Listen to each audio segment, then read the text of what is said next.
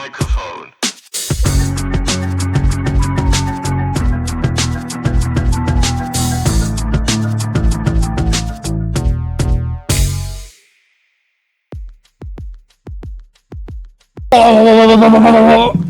Jesus. Oh, oh, oh. Happy New Year. Oh. It's 9 o'clock in the morning.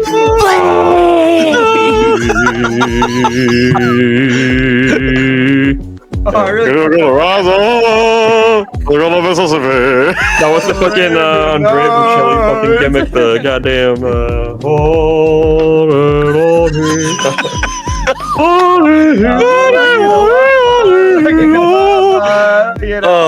it's the fucking Catalina wine mixer. Let's go. Boys, I bought you guys something that you can't have, but I'll show Good. you. Is it smooth move? Let me from put the hit smooth film? move down. Put Smooth Move down. Put him down delicately. Be nice to him. Guys, I want to say happy birthday, good bad bruv. Yeah, we got a cake. Birthday. We got cock. Holy shit! We've been doing That's this that for a year. Oh my god! Dude, Nobody we just met killed- each other a nobody got- year ago. Isn't that crazy? I Nobody thought got one of us canceled. would be dead.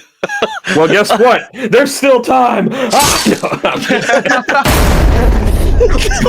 Sacred, Well, sacred I blood guess pact that's it. will never be an end. God damn it, Cass. That's so funny. Fuck you. The Well, worst. I guess that's movie. it. The worst movie. It's like the For those Family who Guy have no bit. idea what we're referencing, don't worry about it. It's like the Family Guy bit where it's Happy New Year's. 3, 2, 1. Seven girls give me erections, dude. Fortnite skins give me bonus. Fortnite skins, give me bonus. Guys, the good, the bad. I'm gonna say it in like when they like emphasize it in the awards. Fuck it. The good, the bad, and the bruv. Not only episode 35, but it is our 1-year anniversary. Obviously, uploading this on the beloved day of January 6th. 35th annual All-Star Patch. Let's go. Nothing else happened on January 6th. All-Star Pack. Well, there is something happening tonight. For those listening, No. That Raw is tonight, and you get to decide tonight, guys, if it is indeed the best move for WWE. You decide. We have collaborated with Netflix to host a poll, and if you say that Raw isn't good, they have your IP address. So just remember. Oh yeah, guys. that. Good Bad Bruv is now on Netflix. What? Oh my god. You can watch it. Wow. Can you imagine watching a podcast on Netflix? I don't much care for Squid Game. Oh. We're no longer on Netflix. We're gonna It's like the part in the Squid Game cast where they were going. Huck two. look, let's stop fucking around. Last year we thought we would keep up this tradition. Every single annual episode of The Good, the Man, the Bruv, we would do a list of our favorite movies and our favorite pro wrestlers of the year. So 54 this time. We have booted it from 5 to 7. Because DDT 7 back! Yeah! DDT. And it's back for the whole time too. Oh my god. Not yet. Slow down. Not yet. Because we have to do the movies first. Jeb Bush. Are we doing top 7 movies? Or are we doing top 5 movies? That's the question. We're doing top 7 movies. Seven. Top 7 Yeah. movies, baby. I only watched 32 movies this year. So I did one step further beyond.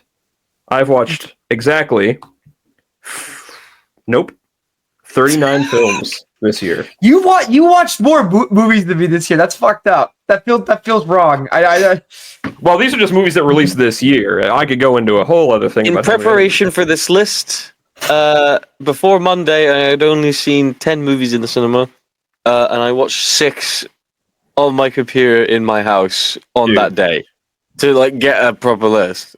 To 16? To get to 16? No, just to have movies and rank them, you know what I mean? That's I missed fair. out on so much shit. I missed Smile 2, I missed fucking same. the holdovers. I missed fucking Holdovers was last year. Holdovers was Well, last. for us, it wasn't. But fucking, That's fair. I had to watch Hundreds of Beavers. That was another honorable That was mention. 2022, apparently. What? Apparently, that came out in 2022. I guess it only came out for us this year, maybe. I don't know. That It was a festival movie. That's why I think it didn't get like distribution kind for of a while. whack. That's still kind of Yeah. whack. I missed a few. I missed a lot of the Oscar contenders. I missed Conclave. I missed the Yeah. Conclave. I have not seen Conclave yet. I've not seen Nosferatu yet, unfortunately. Same. Of course, I have wanted to not try and- seen, unfortunately, Y2K, which I think was going to be my top of the list, probably. I do want to see it though. It looks fun. Real quickly, do we each want to shout out a bad movie we watched this year just for fun? I would love to actually. Yeah, but I'm not gonna do my worst. I don't want to do movie a of top the year. list because I hate doing lists like that. Why? I know exactly which one you should mention. I'm going to Why mention do you like Blake. If Blake Christian was a movie, this would be it. You just No, did it. your infamous rant from the Good, the Bad, and the Bruv podcast. I don't remember what episode it was, but you were talking Borderlands. about Borderlands. That was the Tate episode. That's where we had our boy on. Oh, That was Tate, boy. yep. Yep. I do want to shout that one out because wow, if I saw that in theaters, I probably would have just walked into traffic after. I would have probably given up hope. I already gave up hope earlier in that year with The Watchers, and I couldn't believe it got topped by Borderlands. Couldn't believe it. Also, that shout out that episode because that's when Tate introduced me to another honorable mention, Grand Theft Hamlet. You saw it? I did, and How was it? I did not put it on the list because it was technically more. this year. It genuinely just did feel like I was watching a funny moments YouTube video. But But it was good. It is good. It's Yeah. a Bam Margera. We're doing Hamlet and Grand Theft Auto. It was just fucking I'm at the strip club. Oh my god! Talk shit about Bill Jared, dude. That's my goat. Any other honorable mentions? Otherwise, we're gonna get to number 7. Well, we were talking about. bad We got no honorable mentions. I'd like to mention a few things honorably. My penis. Yeah, no. Yeah. I'll just do a few ones that didn't quite make the top 7.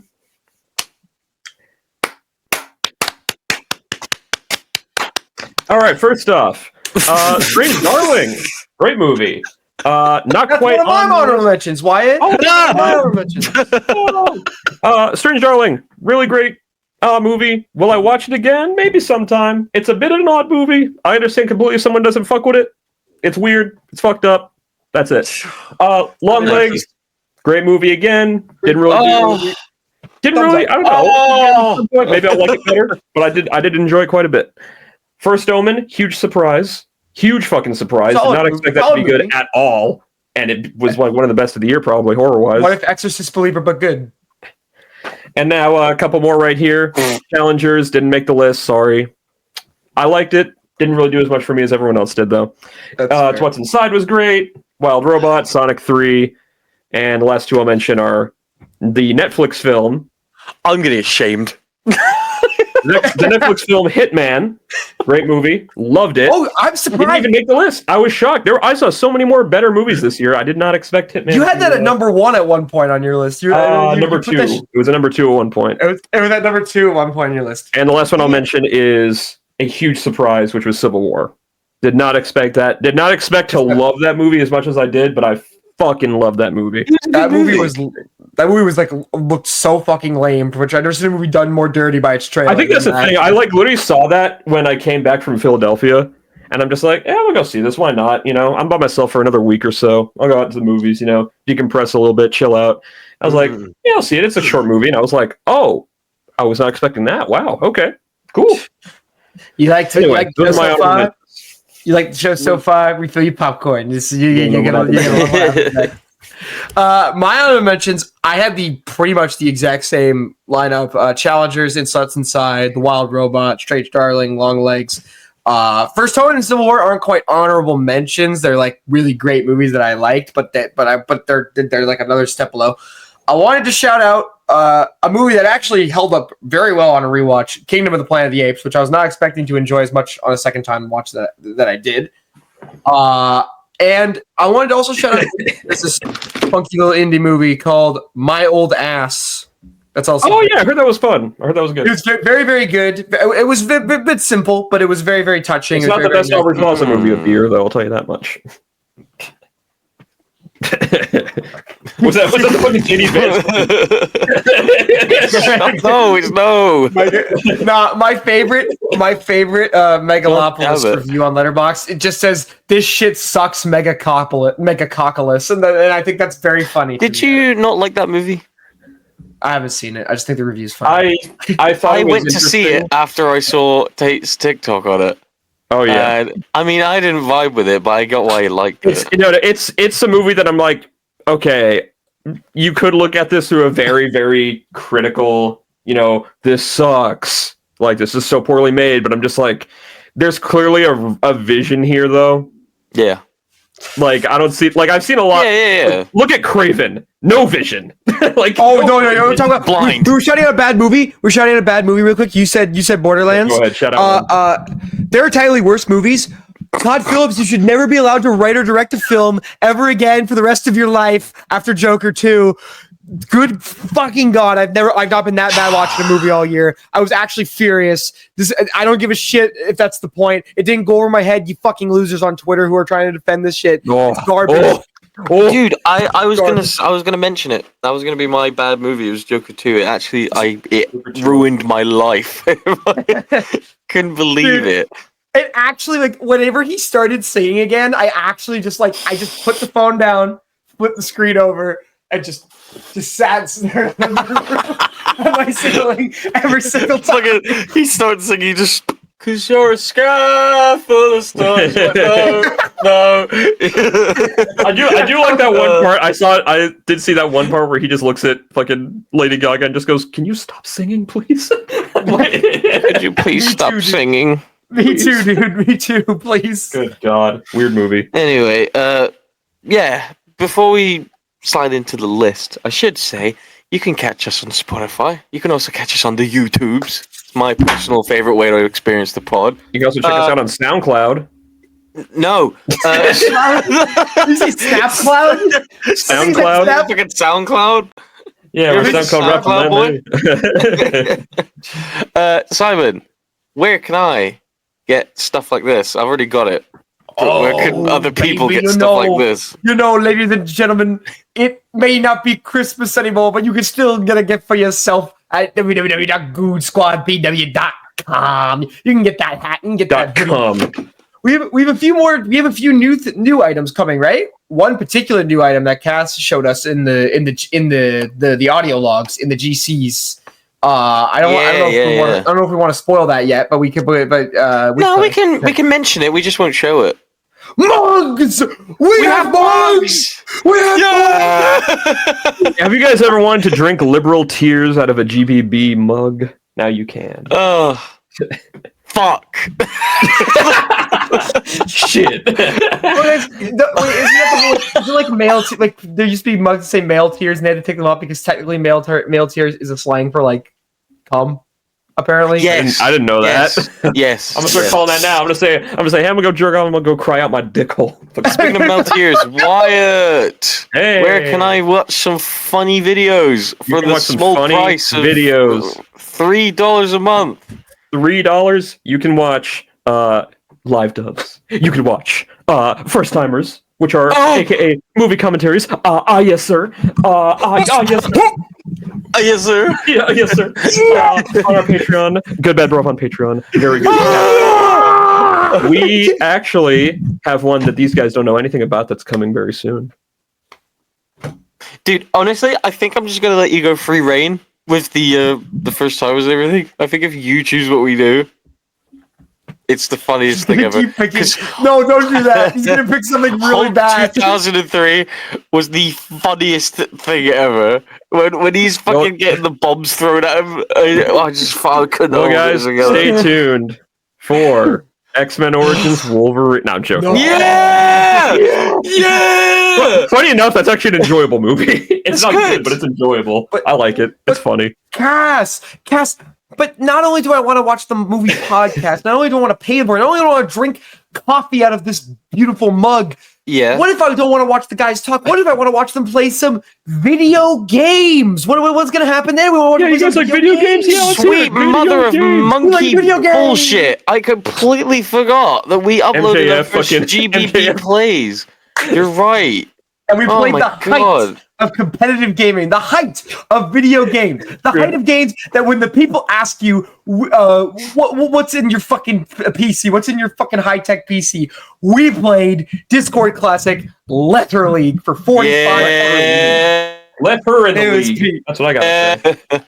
Why? Left Do like a Alakazam in your top in that Oh yeah, corner. here we go. Ready? Oh, wait. Is it? Look, it's Wait, no. real. Other way. There it is. Yeah. I thought it was gonna be in the middle of the screen. I was like, You went, hey, Simon. there we go.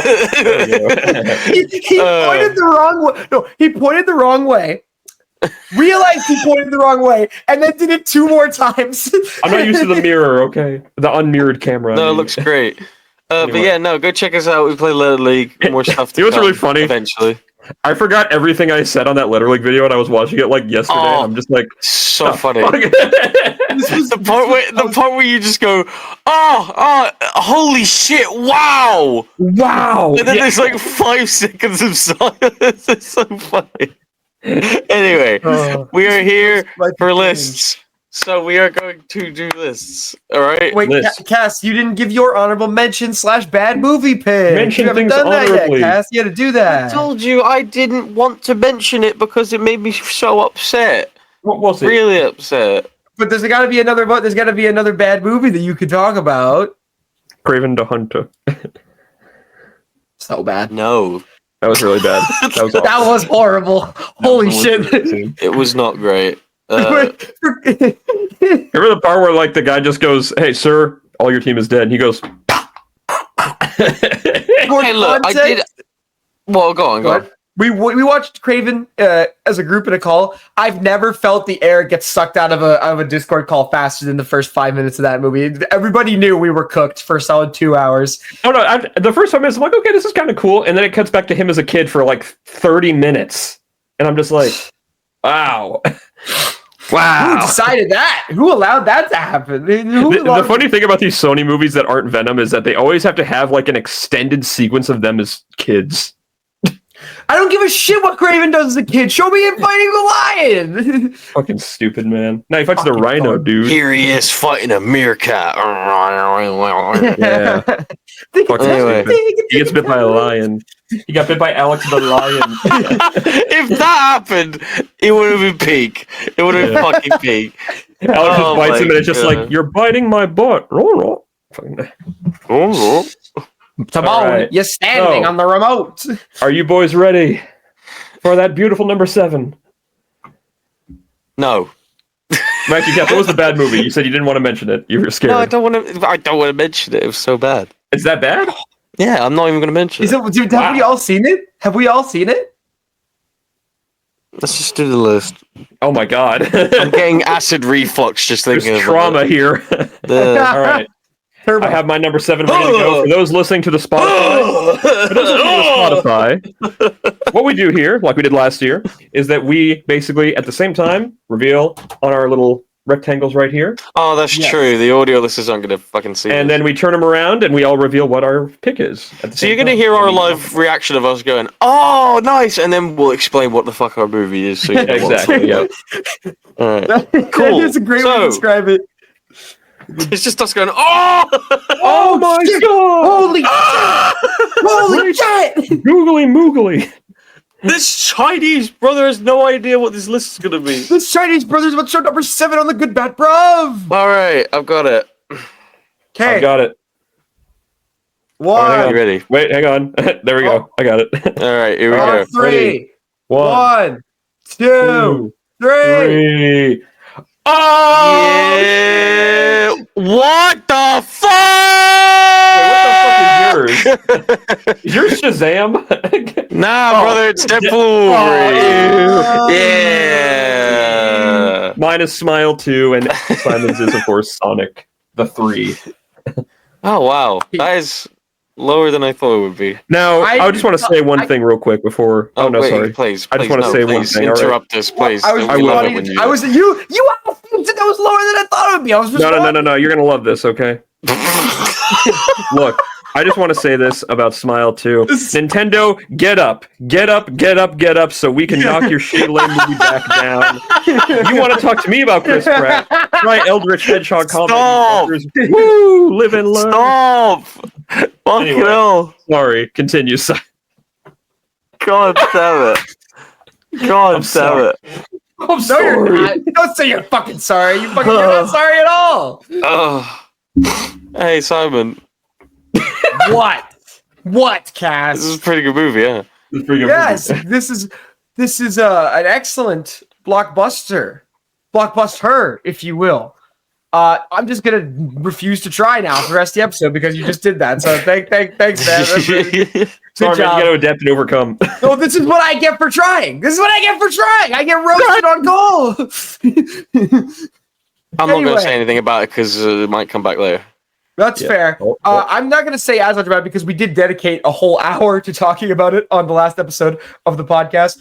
But this is not just a very good video game movie. It's not just a very fun kids movie. It's just a fucking solid blockbuster with good action, good humor. All it is. Great. My standing as a Sonic the Hedgehog fan, I've repelled all women within a 6 mile radius by saying this live and out loud. But at the same time, I don't really care. It's a good movie. It's a great movie. The last 30 minutes of this thing is more exciting than most superhero flicks this year. The most sex I've had. In my opinion, including the one that Donut Cast has listed right here. But that's just my opinion. I just realized what I said. Deadpool didn't even make my fucking honorable mentions. I'm bad at intercourse. That was the joke. Sonic the Sex Hog over here. He's Anyway, of course. It's a great, great casting. I hope these movies keep going forever. This is my Fast and Furious. I have a great time with it. I'm okay 7. with that. Great movie, Sonic 3. Go watch it still. Kill Why, Mufasa! Kill Mufasa! Mufasa! Fuck That was what it Mufasa! was, by the way. Oh, that makes That was sense. my movie. Oh, It was Mufasa. fucking Mufasa. I was forced to watch it with my fucking family, and it was awful. Wow. Oh. I would have just, My not talked to my family afterwards. What did you say about my brother? What? Okay, no. Smile 2. Smile 2, man. Dude, okay, this came out of fucking nowhere, first off. I did not expect this to be so high on my list, let alone number 7. Dude, what a fucking great horror movie this was, dude. Like, I think what a lot of people... Okay, this is going to sound... You guys are probably not going to like this, but kind of compared to how people talked about Talk to Me last year, that's kind of how I feel about Smile 2. Yeah. Like, Talk to Me didn't do a whole lot for me. I still enjoyed it. I respected it for what it was. Little overhyped, in my opinion, whereas Smile 2, I feel... First off, Smile 1 doesn't even compare to the... Like, that was ass compared to whatever this was. Most mid-successful horror movie of all time. It's not bad. But it's almost like the director was just like, I want to do this movie. I just need to do this to set it up first. I don't want to do it, but I have to. Like, that's what it felt like to me.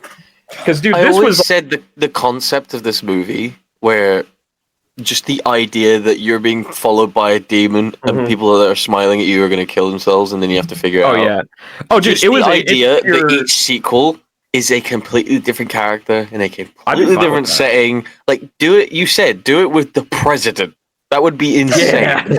Like, can you imagine? He's 'Cause, like, making a what's this- speech, and 'cause then not everyone only at the do you rally have- starts fucking smiling at him. Oh, Not only man. do you have, like, everyone in this movie, like, really doing a good job. Like, first off, Naomi Scott, Lemonade Mouth herself, is fantastic. in this. Lemonade others. Dude, I'm glad that she, like, is, like, hot shit now because she is great. Like, I loved her in Lemonade Mouth, Yeah. like, when I was younger. I love fucking Power Rangers. Even, you know, she was Jasmine in Aladdin. She was okay in that, I guess. Well, but nobody deserves to be put in the live action Aladdin. Nobody No. does. It's kind of. But, dude, she was fucking fantastic in this. Also, we have fucking, what's his name? Jack Nicholson's boy in the film doing the... My the fucking boy! smile. Yeah, fucking Yeah. You know what's funny? That one scene, that's literally, like, one of the only scenes he's in. There's one really good scene, though, that takes place in a car with him. Fucking the great one-shot scenes. thing. Oh, Dude, there are man. multiple, like, instances where I was just like, this is fucking balls on a filmmaker right here. This is a man who is just cooking right now. The opening of this movie, which I have You seen watched it, because yeah. because of that incredible marketing gimmick they did, where you had to the only way you could watch the first 10 minutes for free online is if you had a camera on you and you were smiling for the entire time. Brilliant. Fucking Which brilliant. is magnificent. The opening 10 minutes of the movie, I'm watching it and I'm like, What the fuck? I want to keep going. I want to see what happens next. It hurts. Dude, I kept dude. Literally, it did get to a point like for a solid 20 minutes afterwards, my cheekbones were like twitching. They were literally I thought I had developed a hernia. You have the demon. Oh, by the way, speaking of which, Kyle Gallner, 2 really good films this year: Smile 2 and Strange Darling. Great actor. Love seeing him pop up and shit. He has that iconic mustache now forever. I hope he never shaves it. He's a great character actor. Very good. He's great. Very intense. Gruff big guy character actor for these kinds of indie horror movies. But no, Smile 2, highly recommend. Most scared I've been in a movie in quite a while, I must say. Despite it being kind of this mainstream kind of, horror movie. I was like literally this the whole time, just like, what's going to happen? Oh. Home Alone. And forget about it, man. The last 15, 20 minutes of this are just splendid. Fucking unreal. Splendid. I mean, I would say unreal, but the whole movie's like that, dude. The whole fucking movie is like that. And also the gore in this movie, nuts. Fire. Great movie. Go watch. All right, look. I recommend I only put this on the list because I'm still on a high about the whole the whole Channing Tatum thing. Because you could be like, oh, it was fine for the moment. No. This is the greatest thing to happen to this fucking studio in a very long time. I do agree. He was the best part of that movie. Don't undermine it. When fucking Channing Tatum showed up as Gambit in Deadpool and Wolverine, it was the coolest shit ever. And to see him doing all the gimmicks, the cars, the fucking flips. It's also rare that we get a lot of quotable stuff in the MCU these days. Again, I'm gonna make a name. That's a very quotable thing amongst everyone nowadays. That's actually kind of crazy. Yeah, it was sure and butternut up my mama. Shut up there. Oh my god! Yeah, I'm gonna go make my dick cry real quick, as Wyatt so eloquently said earlier in the fucking. Look, if I'm talking genuinely about Deadpool and Wolverine, when I first saw it, I felt kind of like I remember saying this. The movie was like I was kind of sick of the whole Deadpool's only thing here is that he wants his girlfriend back, and I felt like they kind of threw that in there for no reason when this movie was supposed to be him joining the Avengers and all that shit.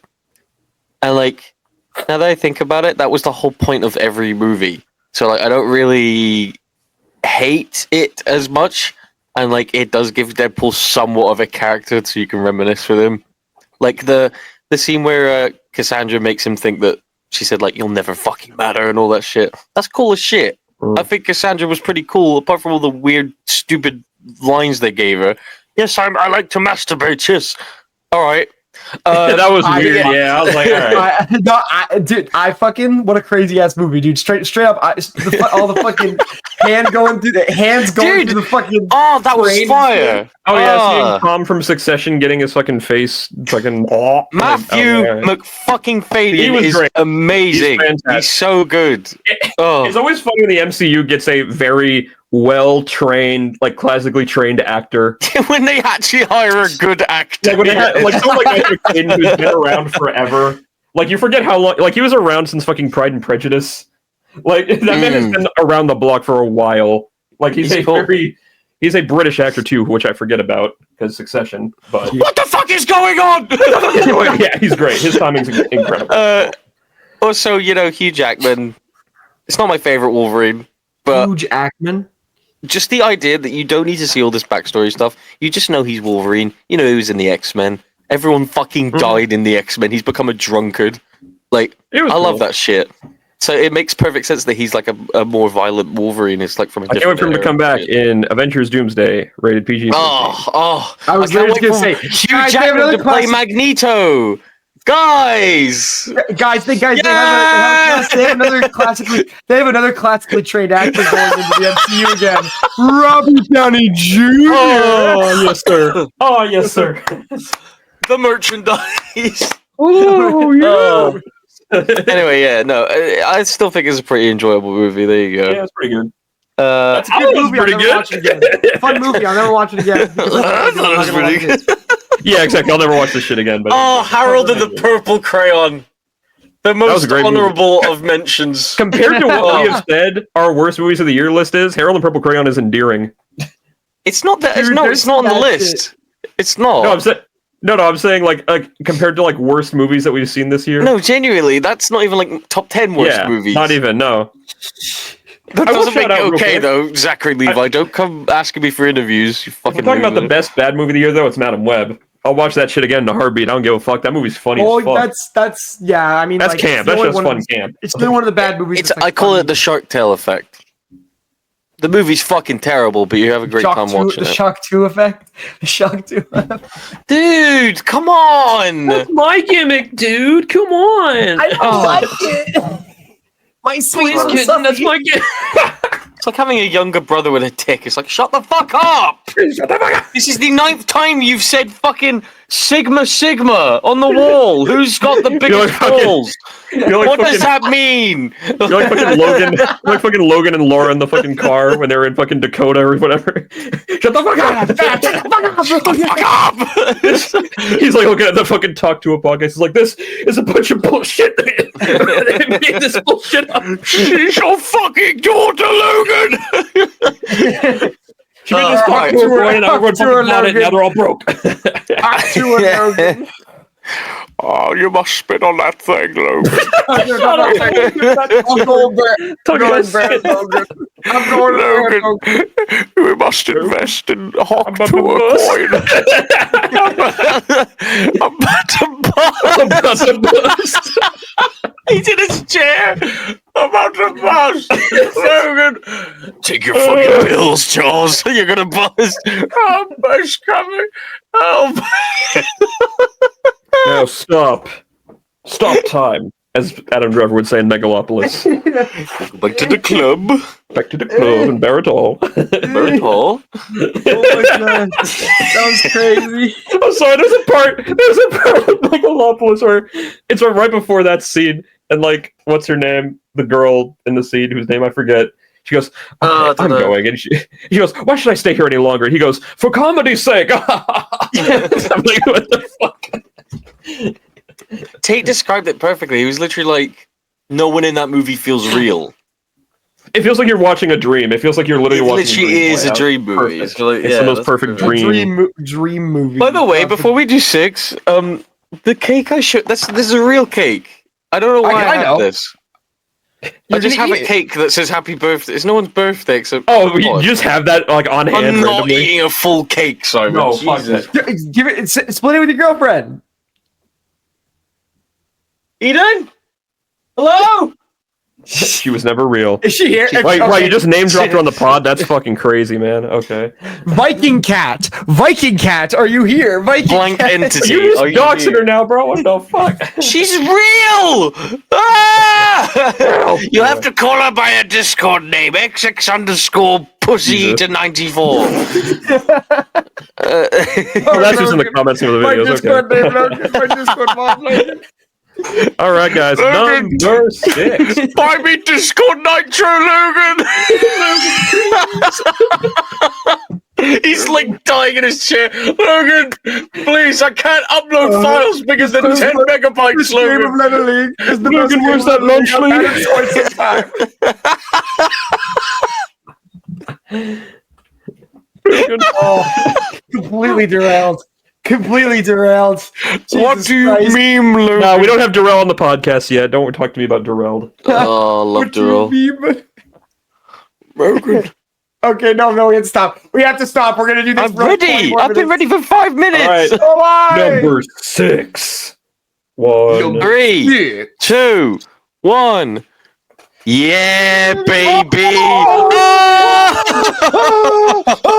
That's sick. Oh my god. Me and Simon both have Furiosa, a Mad Max saga, and Cass has Smile 2. Wow. Yeah, let me get Smile 2 out of the way because you've already talked about it. I did not think that was going to be on your list, Wyatt. I did not. think That you was. had it I on- didn't Dude. think it was gonna be that low. I thought you guys were gonna have it higher. But yeah, There's more no, fuck movies. yeah. Smile 2 is a fucking great horror movie. I enjoyed every second of it. That genuinely, I'm not gonna spend too long on it because why hit every beat. The last scene when she's like on the stage, right? Fucking crazy. So like to have this spoil it. concept where like the whole I can spoil it. Fuck you. The whole film you're following this woman and she's like losing her fucking mind. And like this is why I love this idea of the sequel being having nothing to do with the first one except like I think there was a minor bit where they were like, There's a yeah, this character singular. was in it. The opening has a very. Isn't Kyle Gallner in the first one? Yeah, yeah. Isn't that the whole point? Yeah. So they were like, oh, death. But Death. no, genuinely, to experience the same thing, like knowing what's going to happen, it makes it more, what's the word? Scary. So like you're watching this person like they're like just trying to fucking do this concert, and there's people dying everywhere, and she's like, "What the fuck is going on? What the fuck is going on?" No, it's not just that. It's the whole like the whole purpose of the opening is like this guy is like trying so hard to rid himself of it. Like he's so fucked up by it, and then he completely fails. Then he just gets hit by a car. He just gets fucking smacked by a car. It's peak. I can't comment any more than that. Just the final scene where she comes out smiling and everyone's like, yeah, and she starts fucking stabbing herself. Everyone's like, wait, what? Like the crowd doesn't react like the first time because they're obviously like, that must be effects or something. This must be like a stage thing. And then she does it again and again, and there's blood everywhere. And they're like, oh, and their camera's just on them. They're like, oh. And she's hitting the Gotham Joker smile friggin'. Dude, oh my god. The idea of like this scary shit happening and like this big performance at the end of the film is something that happened in a different film, which I will talk about later on. But literally, Smile 2, hopefully Smile 2 doesn't come up again. Simon probably doesn't have it on his list. I haven't seen it yet. I've only seen the opening. Okay. So yeah, no. Go watch Smile 2. 100% better than the first one. I hope they keep making these movies and changing what the premise is, because I would love to see the president have the small fucking effect. It would be so funny. Oh. Okay, that was perfect timing. Yeah. Holy shit! For those of you who are on the Spotify, Wyatt Payton left. Don't fucking mention that. Fuck you. No, my parents. No. God. Surgery 6 times. No, everything you just said. Everything you just said about Smile is exactly what I feel. Just have a truck come in and like cover your camera. You can just drop fucking dead. It's just the longest transport truck of all time. It just keeps going and going and going and going. Takes a whole Furiosa. Furiosa. It's Furiosa, not Furiosa. Glory to George Miller. Glory to the Mad Max cinematic universe, dude. And fuck you people for not going to go see this movie, because we deserve to have our third Mad Max movie in this new lineup. Dude, I must say, I've said this before on the pod, I'm not the biggest fan of Fury Road. I think it's fine. I do respect it as a production-wise, film-wise. Yes. It's great. You can't say it's a bad movie. It just wasn't my thing, story-wise. Didn't really fuck with the characters, really. Not my thing. Furiosa is exactly what I wanted out of Fury Road. This was fucking awesome. This was badass, like beginning to end. This was like, it's always cool seeing like a veteran filmmaker make a movie today, because it's like you get to see either like, okay, are they washed? Are they not washed? And sometimes they're just the best they've ever been. And it's like wild seeing some of the shots in this movie, the acting, the dialogue, the way this was done. Like there's that shootout scene with the repeater that she has, that's fucking it's so good, man. Bullet Farm, yeah, absolutely. Yeah, dude, Gastown, fucking. Oh yeah, dude. As a fan of the Mad Max game, I was pogging left and right at some of this shit. I was like, oh, Gastown. I was going to mention that. Yeah. I mean, no, I'm not. It's not on my list. Okay, Tom Hardy. That movie was not on my list. I fully agree. Not only is this like, I don't know if this is necessarily George the best he's ever been, but he understands how to integrate his own style from like the classic Mad Max movies so well with modern filmmaking and modern touches that it kind of floors me. He expanded the world in such an interesting way. I know you talked about how Fury Road wasn't exactly your thing.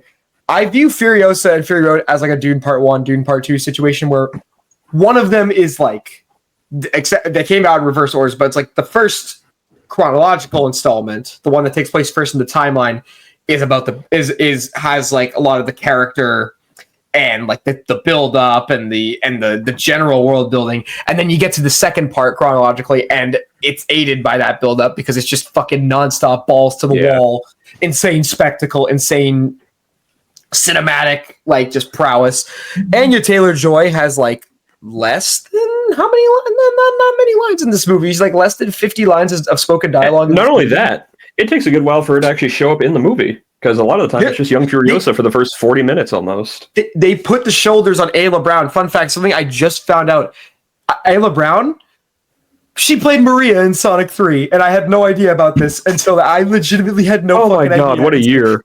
I knew I recognized her. So that's why she was. That's why I was shocked that Maria was actually a good actress in the movie. I was like, wait, this girl is actually very good. What the fuck? And I'm like, and the reason why the age difference between Sonic 3 and Furiosa is noticeable is because she's like, they recorded this shit back in like 2021. They were filming this shit back like 3 years ago. Just when you told me about that, that she was in Furiosa and Sonic 3, I'm just like, oh, I didn't know that. You're just telling me for the first time. Wow. By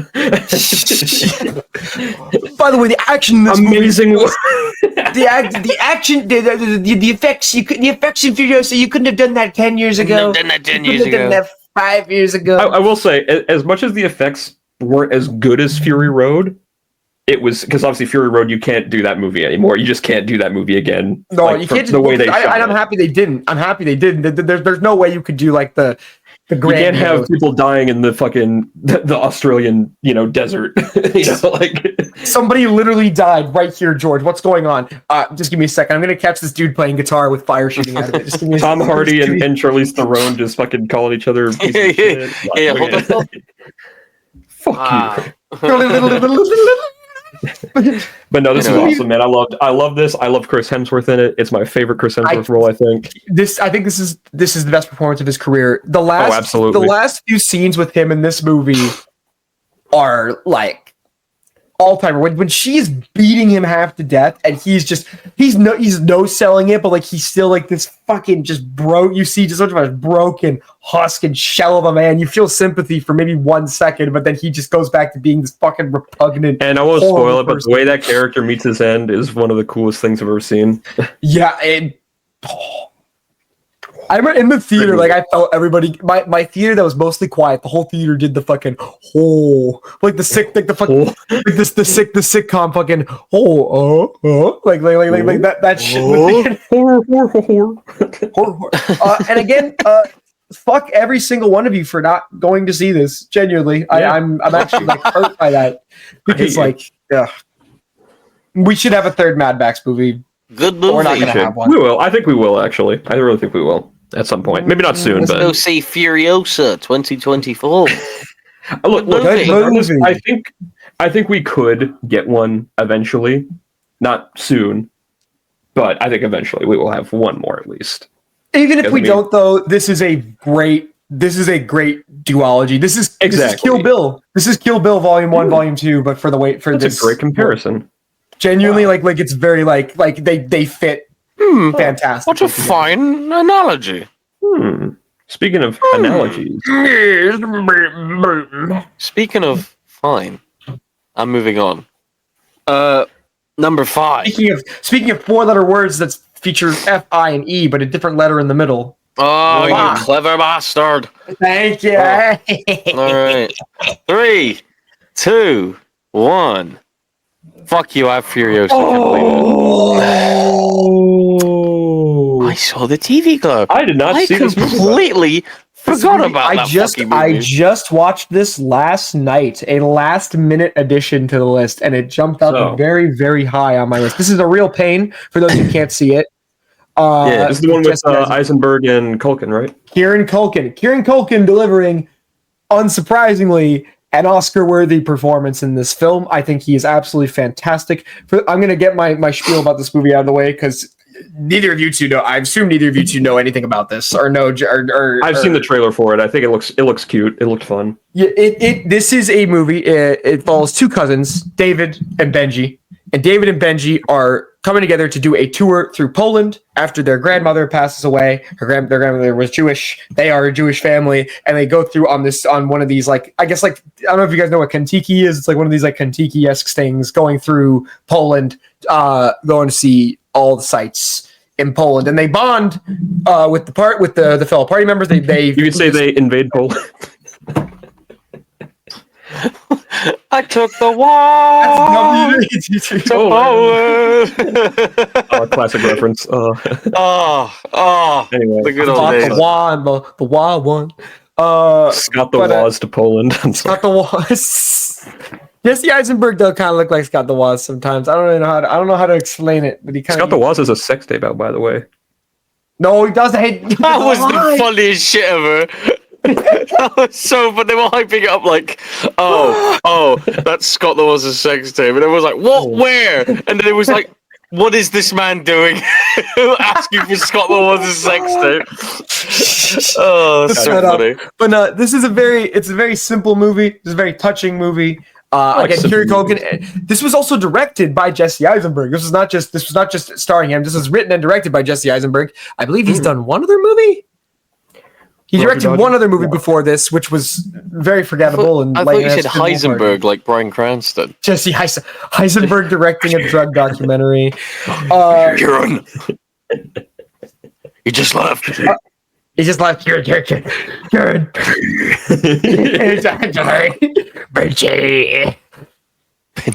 Anyway. Jesse, this is, I can't believe it. This is Dachau. This is a famous concentration camp. Still doing this? Okay. Oh, come on, man. That's what happens in the movie. They go to a concentration camp. They go see it. Oh, it's one of those movies. Okay. I don't know. Yeah. It's like a heavy movie. Oh, it gets a couple moments. It gets. Oh, it's like a goofy comedy. Okay. It's very funny. Kieran Culkin, especially, is fucking. Well, I mean, if you've seen any episode of Succession, you know he's amazing. So it's like. Yeah. My review for this movie on Letterboxd is this is Universal Reason 276 that I should be watching Succession, but I have not watched Succession yet. So I should probably get on that shit. You should. It's a great show. I think it's the last good thing of prestige television. It's over. I'm the oldest boy. Penguin was good. Yeah, but I think it's a great movie. It's really short. Take away credits. It's only like an hour 20 minutes. It's really really short. So you don't sit there. And it knows exactly what it is, and it's very very. It's just very likable, very charming movie. And I give it my utmost recommendation. Check it out. I like it a lot. I like it. Oh, I like it. Very good. I spent too much time on Furiosa because you pretty much hit every beat. Mm-hmm. Oh my god. Googly moogly. It's fucking peak. Googly moogly. Brother, Chris Hemsworth's best role. I love how he gets the red beard in the movie. Best role. Just by it looks cool. I am now red beard. I'm like, I will agree. The like childhood stuff takes a fuck ton of time, but like it's good. It works. I don't know. I personally just like Anya Taylor-Joy. I think she's slowly becoming Reddit, but people are saying she's the Reddit account has been created, and it's like fucking fucking Brian the Brian fucking gif of just like Oh no, it's the Quagmire toilet gif with fucking Paralyzer playing in the background. Oh yeah. But yeah, no. I literally have nothing else to say. You hit every single fucking beat. Yeah. His death is fucking fantastic. Just a great movie. When she's just hitting him over, and when he fakes out when he gets hit and he does that shit like he starts like tweaking out like he's having a seizure, but he's not. It's just him tweaking for no reason. It's greatest villain of all time. Probably the best movie villain of the year. Probably the best movie villain of the year. I think. Only one. Only one of them. But yep. I saw the TV glow. This man, my boy. Now this, I'll admit, I saw this first. First time I saw this, the credits rolled. I was like the Krusty the Clown gif where he's just like, "The fuck was that? What the hell was that?" Did not do much for me. First time I saw it, I watched it a second time with the full context of the film, and I'm like, "Oh, wow!" And dude, this movie's fucking. This movie rules. Wow. Is it one of those movies that you could probably watch again, maybe one other time? Yearly, I would say, because it's a very heavy movie. Justice Smith, I greatly misjudged you. I saw I was saying, brother, you gotta give him a shot. You were quite good. Motherfucker a shot. Yeah, Fred Durst, for the one scene you're in, 2 scenes. 3? I love you. There's 3 scenes, I think, with him. There is 3. Yeah, because he's on the chair going. No, and then there's the scene where he's just Yeah. Isn't that or he's just staring at it. Is that a girl? Dude, okay, you know what? Spoilers. It's gonna be appearing again later. So like, yeah, don't dude, worry this shit, man. I love this. I love this film. I can. If you can't see what the message of the movie is, I think you're just dumb. You're fucking It's stupid. just very what they're trying to say in this. It's not subtle, but it's also not weird. You know what I mean? Like sometimes like something can be like very unsubtle and look lame, but this wasn't. Like this was the theme does not compromise the story. It does not compromise the characters. It's a very singular story, and that's why it's I think how singular it is why it connects with so many people in so many different ways. Why people see so many different things in it. And you can't get anything out of it. I'm like super into like that type of like, you know, those like weird, you know, 90s camp, you know, television shows like Goosebumps or fucking, you know, Are You Afraid of the Dark? And that's what the show, The Pink Opaque was like in this. Like the way those scenes were done, it made it look like it was straight out of 1996. And the costuming, fucking Yes. What was his name? What was the Moon Man's name again? Fucking Mr. fucking, oh my god, why am I forgetting his name? Oh my god, I'm forgetting Mr. Melancholy. Mr. Melancholy. Dude, what a fucking cool design. I don't know how the fuck they did that. But it's like when his face is like growing and like shrinking and growing. One of the most chilling scenes, I think, this year was that scene where he's watching it on TV and then he has like the most insane crash out ever. And then he's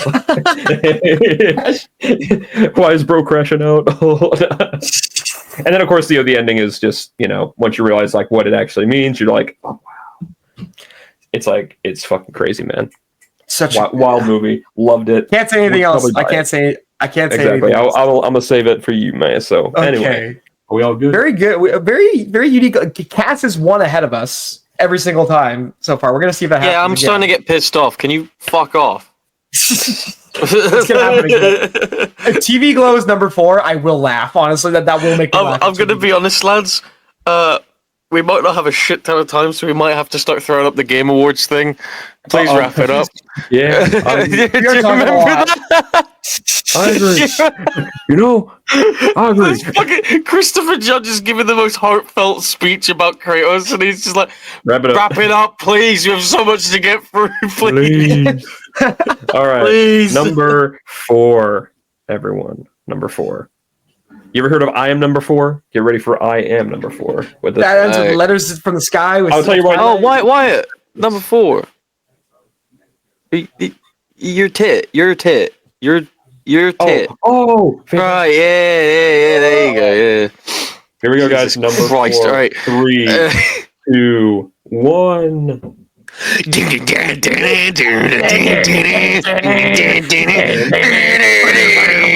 Yeah, I'm a fucking child. I'm sorry. Run it through. Run through it right now. No, I respect it. Run through it. Yeah, all right, look. This is the most fun I've had in the cinema in a very long time. Well, clearly not. Because it's your number 4. This is the end of the good bad, bruv. This is the end of the good the bad. Shut up! Jim Carrey, best role. Pretty good. Best role ever. I don't want to hear it. Ooh, I don't know if I go that far. For me, I've done it. I've figured it out. It's his best fucking role, and it's everything with Gerald. It's like perfect comedy on screen. Him playing himself. Squabble up. Squabble up. Yeah. Push the button. Push a button. Dude, oh my god. A woman in the military. There's so many good lines in that movie. Like, it was great. We said it before. Like you said, we had a whole hour on this fucking movie. All I'll say is, like, the human stuff doesn't get too much in the way, and like it's just pure fan service. There's so many references to other movies and games. It's just, it's so good. Yeah, I had a great time. Great movie. And he pissed on the moon. Peak. They didn't go. Oh, they didn't go over the top of it. He didn't do the I've come to make an announcement. They did the bit where it's like, guys, look what I did, and then the moon. Well, you see, that wasn't a reference to the dub that actually happened in the game. I know, but there was a reference to the dub though. He said there was a small reference, yes, but it wasn't Hot Topic thing. Yeah, that was the only one. I am Hot Topic. Dude, Bad Boys Ride or Die. Oh my god. Insane lineup. Oh, Insane lineup. brother. Dude, I don't give a fuck, man. I don't care. I don't care about anything. Right? Fucking Super Dave this shit. Dude, I saw this movie. I actually did back-to-back with Hitman, and then I went out and saw this. So that was a great double feature That's right a there. crazy Hitman followed by Bad Boys Ride or Die. Great. Dude, I love Bad Boys. I love Bad Boys 2. It's one of my favorite action movies ever. I liked Bad Boys for Life. I thought it was okay. I didn't love it as much. I was more so surprised it didn't suck because, Michael Bay's not at the helm. It's two different guys. The guys who are going to do Batgirl, but that movie is now dead, gone into oblivion. And it's kind of a shame because this movie, man, you talk about the evolution of like an action like blockbuster is this movie right here. Like you talk about Michael Bay, like the evolution of Michael Bay. Camera on the chest, dude. That is just seeing how they did that. The fucking that's revolutionary right there. That's fucking yeah. That blew my ass. Will Smith is fucking awesome in this. It's great to see him back in movies after fucking. It's a G.I. Jane joke. Fucking the most overblown drama. Stupid shit. Who cares? Human history. And I gotta say, man, Martin Lawrence. I forgot how fucking funny he is, man. He is fucking great. He's so good. Some relish on that motherfucker. Some relish. DJ Khaled gets fucking murdered. It's amazing. DJ Khaled. You got Young Rufford playing the slimiest motherfucker ever, which is great.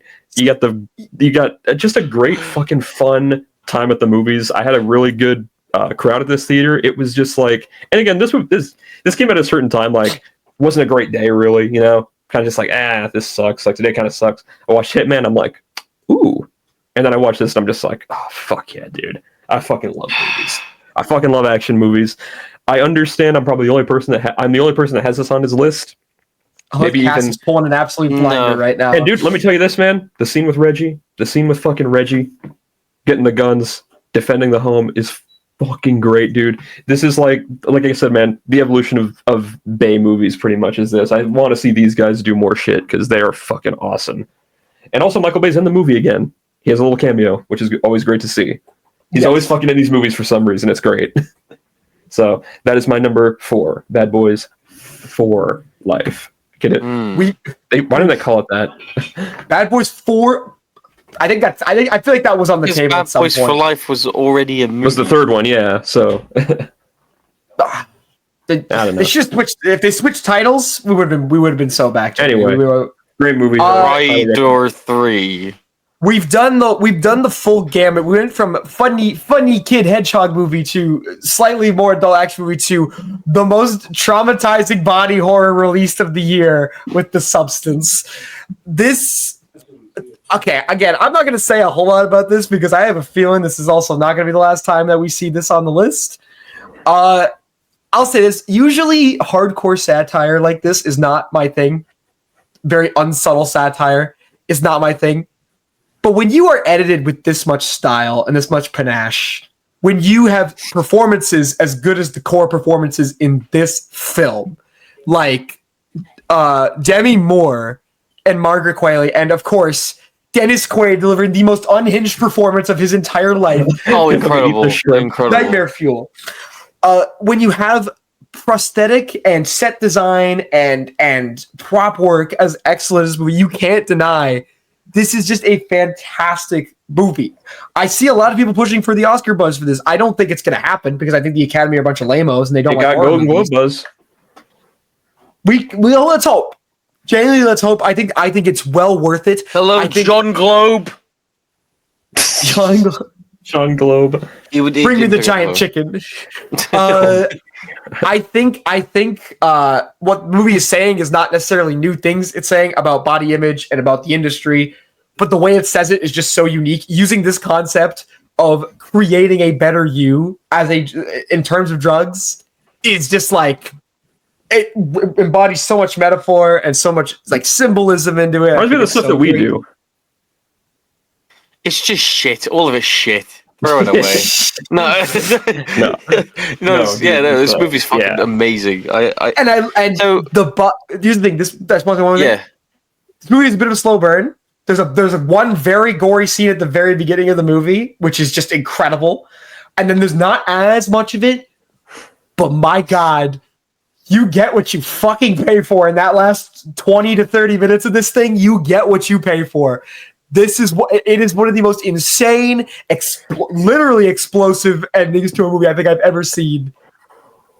I love this movie. I could see myself getting even higher on it on a rewatch. I'm not really sure, but I had an absolute blast watching it. I also watched it with Wyatt and a few friends in call, and that was a fun night. That was a fun experience. Just dude, those last 30 minutes. Goodness. Those last 30 minutes. I was drunk watching that. Yeah, you came in like the last half, and we're just. I was actually scared going to bed, and then I had to rewatch it the next day because I was so fascinated by it. You're gonna see like a giant nipple or whatever, and you're just gonna be like, "Oh no, help!" It was so good, man. It was great. You've heard of feeling for lumps. Get ready for feeling for ingrown nipples, I guess. I don't fucking know. Some bullshit like that. I'll show you an ingrown nipple. Anyway, number 3, the third, Shrek the Third. Shrek the holes. Shrek the hole. Shrek scared Shrekless. Shrek 2. Oh, scared Shrekless. 3. Nobody responded. 2. Fucker. 1.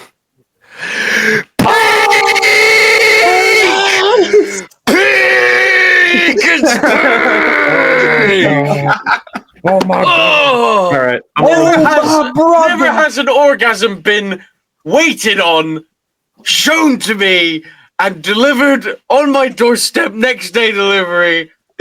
On my chamber door. So I'm gonna talk about the substance real quick because it is my number. Yeah, 3 go of for the year. it. Anyway, the substance. Fucking first off, didn't even hear about this movie until like a week before we watched it, and we just heard like, oh yeah, Dennis Quaid's in it and Demi Moore, and I'm just like, that's an odd cast. Dennis Quaid, who's in Reagan right now. I'm like, and then I watched the movie, and then we're watching the movie, and I'm just like, holy fucking shit, this is peak. This is like Raimi tier, like John Carpenter shit. Raimi John Carpenter is the big one. John Carpenter I think, is the big one that you can. The practical effects in this, the fucking body horror, the performance, the comedy of this movie, the weird fucking comedy of this movie with Dennis Quaid powing down a bunch of shrimp. Munching on shrimp, brother. He's just, and then just him like going me for like, real. He's munching on that shit. Then smile. It's like, god damn it. Dude, just like, dude, I was gonna say, when she loses her teeth, and then he's like, show us that smile in front of all those people, and then she goes, I'm like, oh my god. Dude, this show is really good. And like I said, the last like 10 minutes are just ridiculous, man. It's just complete chaos. And Demi Moore, man, holy shit. You might see you later. Oh. Demi Moore also, dude, holy fucking shit, man. She was great in this. Dude, you know what's great about this movie is that even though it has very over-the-top satire and insane body horror and a really high concept, it's not above doing these very like grungy moments. Like, genuinely, one of my favorite scenes of the movie, when she's going on a date with that guy who is like being really nice to her, and she keeps like changing her makeup, putting more on, taking it off, and then she just crashes out and doesn't go on the date. It's genuinely like sad. It was because that guy was pretty cool. Like that guy was like neat, like nice. Yeah, I remember thinking when he first came on screen, I remember thinking, "Oh, this guy's obviously going to be a weirdo," and it's not even like a thing. But no, he was just genuinely a good dude. But she didn't think she was worth that, which is just I fucking love that part where she's like watching her like younger self on the talk show. She's just like, fuck you. Like she's just like talking you need to control yourself. Yeah, oh my god, dude. Also, I love how we never know what the fuck this show is that she's on. She just dances and it's like a workout. They say it's like a workout. It's like workout tapes. Yeah, it's like you're doing a New Year's show. It's like it's like Jillian Michaels. It's like Jillian Michaels, but just not nowhere near as problematic as Jillian Michaels. Yeah, God, man, it's just peak. I can't wait. It's awesome, dude. I gotta say too, I'm really glad that Dennis Quaid isn't like weird and like, you know, like, I can only do faith movies now. Like he can do some weird shit here and there, so that almost like, all right, cool, he's good. I don't care. God, he was fucking up them shrimp, wasn't he? Oh my god, he was fucking that shit up. Oh my god. Also, I gotta say, Demi Moore, very cool. Very cool. Yeah. Quayle? one might say Margaret Qualley is also very cool. Guys, Demi Moore lookalike meetup at my house. My house. You look like Margaret Qualley. Please. The real Demi Moore shows up. Margaret Qualley lookalike contest. My location, not my house. Far away from my house, actually. I'm joking. Simon. The Island. Simon. You brought The Island, starring Michael Bay, directed by Michael Bay. I wasn't sure if you were going to go next. You seemed very excited to talk about Wallace and Gromit. Wallace and Gromit! Men just smokes foul! My boys live, they live! And Wallace is bad, apparently. Okay, look, I'll be honest. This is definitely not the best Wallace and Gromit movie, but I said it before. I think I said it on the pod when I was anticipating these movies. It is impossible to have a bad Aardman movie. Impossible. They are so charming and so good at writing stories, and these stories aren't even that incredible. So this time round, Wallace has created a robot gnome that can do up gardens, and he makes a business out of it, and it goes really well. Feathers McGraw, this little piece of shit penguin, is back. Feathers McGraw. Fuck Feathers McGraw. I hate him. This motherfucker. I'm like every time he's on screen, fuck this penguin. I fucking hate this motherfucker. I hate him. I want him dead. I want his family dead. We hate feathers. Oh, we hate feathers. Oh, we hate feathers. No, I've heard Kaz. I've heard quite a few. What do we think of shit? Feathers McGraw. What do we think of Feathers McGraw? I've heard quite a bit of rumblings about this film, Cass. Is Wallace truly a dick in this film? Okay, so the whole point from the movie before this, where they're bakers, everyone was like, every time I hear people talking about it, they're always like, Wallace he doesn't fucking ever listen to Gromit. I feel bad for Gromit. It is twice as bad in this movie. You are like, this dog needs to get like some kind of sign language thing going on or something. I feel so bad for him. But no, it's like they never left. It's exactly the same vibes. It's all these silly little gadgets. They ran out of clay, man. They ran out of clay for this movie. They ran out of clay. That was never a real thing, by the way. I know. I love how millions of people donated a shit ton of money. They were like, that wasn't real, but thanks. We're going to use this now. Thanks. We're going to use this for the next one, I guess. But no, this was so good. They have this... kind of side plot going on with this female policewoman who's really charming. She's like trying to be a detective the whole time. A woman in the military. Gromit almost fucking dies. I'm not going to spoil everything because I know you. I don't know if you guys want to watch it or not. We don't have it yet. Yeah, it's coming soon. We can watch it. I've got it on BBC. If you I like to watch it on regular classic Netflix. Thank you. I'm gonna watch it on ABC Family in 5 years. No. Genuinely, it's just so good. I am such a stickler for charming and stop motion. Anything stop motion, I'm going crazy for. So yeah, so glad that they're back. Ben Whitehead does a great Wallace. It's exactly the same as Peter Sallis. Rest in peace, Peter Sallis. Peter Sallis, I miss you every day. I thought you were about to say Ben Wang again. Ben Wang. I think you say Ben Whishaw. Ben Whishaw. Oh man. I'm talking about Ben Whishaw. Yeah, no, really, really good movie. I enjoyed it. Very, very good. Very good. Oh, I'm happy for you, Cass, because this has literally been a year-long bit since the first episode, the 2024. It's not a bit. This is my life. I know, but it's been a year-long odyssey for you. And it's finally here. It's finally out. The cat's out of the bag. We have two. I can't believe. Not only do we have two animations at the exact same spot. I can't believe all the animations that I was going to put on my list this year that it was this one. I was surprised that this made it so high. Yeah. I had absolutely no hope for Inside Out 2. I thought it was going to be a very mid-generic sequel. And they just, I don't know what it was about it within the first 10 minutes. It sucked. They recaptured. Why did you say I don't do this to any review? It was good. Bro's crashing out. Sequelitis meningitis. Let's go. No, this is not sequelitis. This is not sequelitis meningitis. That's an insult to this fucking movie. They recaptured the magic of the first movie within the first 10 minutes. In my opinion, none of the creative visuals, none of the creative the way they put concepts from the mind into the movie itself. None of that goes away in any form. I think the voice cast is uniformly great. I know we lost Bill Hader for Barry. Tragically passed away. I like the new guy. I thought the new guy was way better. Tony Hale, he's fine. He's definitely he was way noticeable. better for Fear. He was way better. Wait, isn't I Tony disagree. Hale- Yeah, wasn't he in Arrested Development? Was he? I actually don't know if he was in. I will say really quick. I don't know how they do it, but Pixar has this incredible way of making the soundtrack make you break down into tears. They have it in every movie they do, just one song.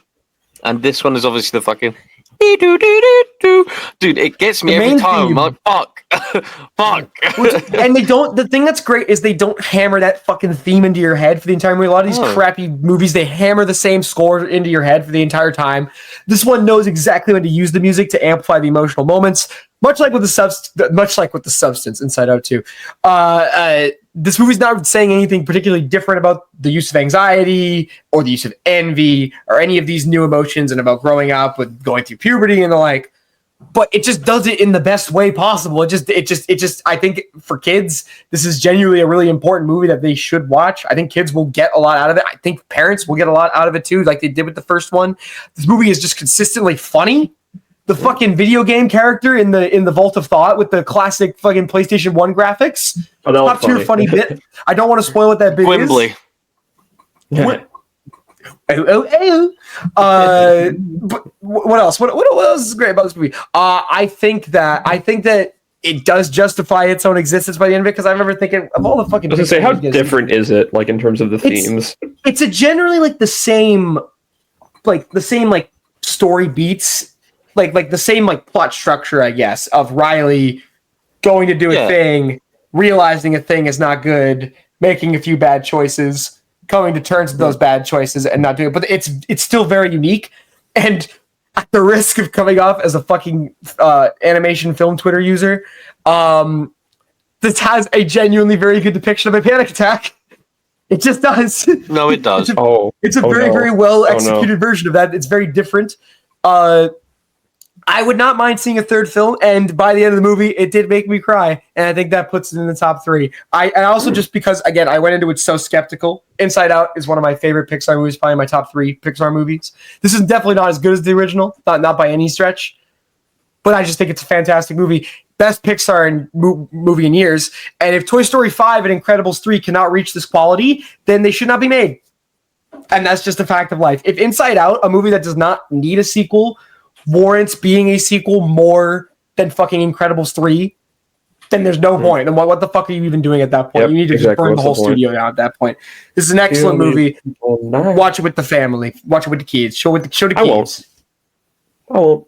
Fuck you. I'll watch Inside Out 2 in front of my kids. I'll let that happen. So, yeah, look, you got one.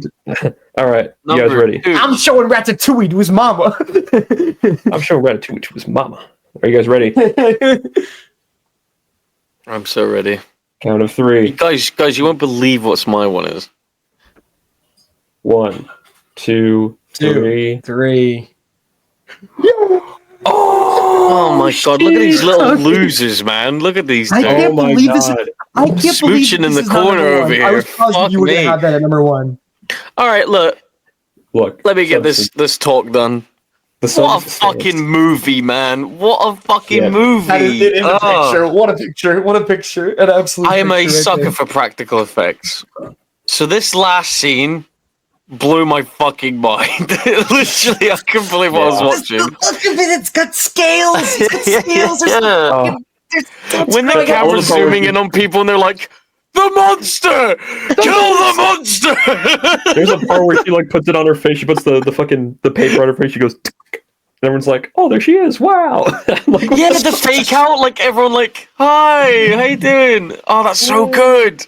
That's so good. It's great because like they put the bit before where she like staples the picture to her face and then just looks at the camera, looks in the mirror, and it's just like, yeah. We're gonna be okay. Oh my god! Going to be okay. And then obviously the last scene where the face just crawls and looks up at the stars on the star. It's just you don't get movies like this anymore, man. What the fuck happened? I want to know, man. I want to know what happened. Great. I want to know where this idea came from. Like, what in the deep recesses of Coralie Forgier's mind did she think about this shit? And not just like think about this concept, but like, what if somebody grew multiple nipples? Like, how would I visualize people? All right. Oh man. Go on. Oh yeah. Okay. Listen, brother. You don't know what a real fucking movie is. This is a movie. This is a cinema. It's a real film. Your brother. Dude, this shit was so. Dune Part 2. This is wrestling. This is wrestling. So we both have Dune Part 2. Me and Simon. And goddamn, man, this movie, seeing this in IMAX is a experience that is something I will never forget. Religious this was experience. From the opening scene. You're there. You are right there. You're on Arrakis for the entire thing, and when the movie ends, you feel yourself like pull out of the movie. You like talk all up and down. People talk up and down about the sandworm scene, how visually pleasing it is, which it is. When you're in the IMAX theater though, and you're feeling like you're on top of that fucker, there's nothing like it. You're riding dirty on that fucking sandworm. It captures like it's so immersive. I know we make the jokes about like theme park rides, but and like 40x movies. This movie feels like a 40x movie when you're not watching it in 40x. Mm-hmm. Yeah, imagine what 40x for this movie would actually feel like. You feel like when you are on the sandworm, and when he's on the sandworm and he's jumping down into the sand and it's flying, I feel like it's hard to breathe. Yep. When you're watching the opening scene and all those fucking space and all those dudes in the suits go whoop, and they just start flying up, you feel yourself sit up in that seat. You feel yourself slowly go. When he is walking through that crowd of people, you feel like you are in the midst of like something cultural happening. A cultural shift is happening right in front of you. Oh, dude, when he's given that speech, when he's talking about how he is like, Paul Muad'Dib Atreides and all this shit, and when he's given that speech, I'm just like, holy shit. Let it be known, since day one, I said Chalamet's a great pick for Paul Atreides. He was. And here's the thing. He's probably going to get nominated for A Complete Unknown. I haven't seen that movie yet. That movie's a complete unknown, if you ask me. Well, my brother saw it. He said it's pretty good. It's pretty good what we're going for. But Dylan! Dude, if Chalamet's going to get nominated for anything, it should be for this. That's because he spends the whole movie, he plays this humble, like, this man with the weight of the world upon his shoulders. And as soon as the switch happens, he's a completely different person. The only thing that's a shame is that you don't see enough. It's like none of these. You want to see more of it because he plays it so well, and you could see why this guy would have a cult of personality around him. Why he would have this like fucking. Yes, I was gonna do that, but I'm yeah, the fucking raw fucking. Not just him, dude. Fucking Zendaya, Javier Bardem in this movie. One of the best. See, it's really funny, and then you watch it in context. You're like, oh well, this is kind of sad. Oh, dude, I totally forgot Josh Brolin was even going to be in this one, and when I saw him, I was so happy. And the only reason I stuttered on saying if fucking Chris Hemsworth as Dementis was the best villain of the year is because Austin Butler in this fucking movie, man, is Fade Rautha. One of the most unsettling. He's only in it for a little bit, but he's memorable as fuck. He's dude. Fucking the fucking. Yeah, fucking. Yeah, or fucking. Before he goes like. But not, and the action in this movie is so visceral. This is a war movie.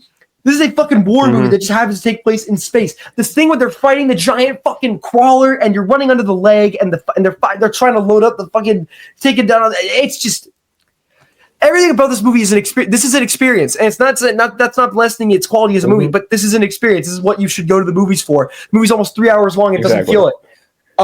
And I just not even remotely. I can't believe in the final battle too. The final one-on-one between Paul and fucking Austin Butler, dude. It's one of the best. Like just the way this movie ends. If I win, like, I have your queen or whatever the fuck he says. Oh my goodness, dude, it was so. Dude, we didn't even talk about fucking Florence Pugh is great in this for the short time that she's in it. Christopher Walken is great for the short time that he's in this. Just. What dude needs It's a bit more cowbell. It's more cowbell. But not anything that you could say about Dune Part 2 is has already been said. Donut Cass is a fake fan, and he should be shot on site in a video game. I got a fever. One more thing I want to say about the only prescription is more cowbell. More cowbell. I got one more thing I want to say. Hit me about Dune. The final shot of this movie, the final couple seconds, where it's pretty much just yep, Paul is going to become supreme ruler of everything. They're going to kill everyone, or whatever. Dude, Zendaya just leaving, and I'm just oh wow, this could be very sequel baity, but it's not. Because this is the end of the book, pretty much. Yep. Well, I mean, and we are getting Messiah, which is going to be. We are getting a part 3. We're getting the final book, which is great. So. Which is probably. I mean, I know some people have reservations because apparently they're going to be showing a lot more in the movie than they were in the book. The book is did you hear also apparently part 4 is also in the works as well, but Denis Villeneuve's not returning, so I'm out. As long as Denny finishes his story as long as he gets to finish the story what's it called? Dune Prophecy is not it. Well, because they're all written by Frank Herbert's weirdo son who made everybody into worms. Somebody exactly. That's fucking dude. Paul Atreides becomes a worm later in the Dune books. It's fucking ridiculous. It's just that's crazy. All right. Let's do number 1. Let's do this. All right, guys, are you ready? It's gonna be time. It's gonna be all I got bone. Here we go. You guys are gonna bully me after this. I think I know what Wyatt's number 1 is too, and I might have 3, I might have to put 2, 1. Why, Peyton? I'm not joking. You son of a bitch! You son of a bitches! I'm not joking. I'm not joking. What? I'm not Lego joking. Pharrell movie? I'm not joking. Okay, go ahead. You want me to go first? Okay. Good. I want to hear this. Yeah, sure. I'm interested because I've actually heard it's quite interesting. So let's talk about it. Okay. Well, if anyone knows me, I'm a big music guy. I follow a lot of stuff in the industry, and I also think I dwell in it a little bit here and there. But you can't deny one of the biggest names ever is Pharrell Williams. He's the producer of all time. He's made every song ever. Name a song. It was written by fucking Pharrell Williams. You didn't eventually know that. It pretty much goes through every stage of his life from being a kid to listening. By the way, soundtrack is incredible. It shows off the music he was inspired by, all of his best hits. There is a point in this movie where he says, the rap thing isn't working right now. What do I do? There is a needle drop. And it is the most Mana. It was when Get Lucky came on. Lego Daft Punk was on screen, and I lost my fucking mind. It was incredible. Literally, the animation, just like any other Lego movie, by the way. You know how the ocean will be just a bunch of little parts flowing onto the sand and shit like that. I just like these Lego movies because it's just, again, it feels like stop motion. I do like the idea of just I like this new trend of with this and Better Man of just biopics just being completely off. Complete bullshit. Dude, we need more of that shit. We need more of that shit. Rocket Man actually being a musical, in terms of staging. A Better Man. No, he's right. Yeah, a Better Man. No. You haven't even seen that shit. You get fucking get you stink. Oh, you smell. Robinson, you stink. You don't want to see fucking. No, but Pharrell is fucking awesome. It literally goes through his time with NERD, fucking the Neptunes, and then working with guys like Jay-Z. Fucking Gwen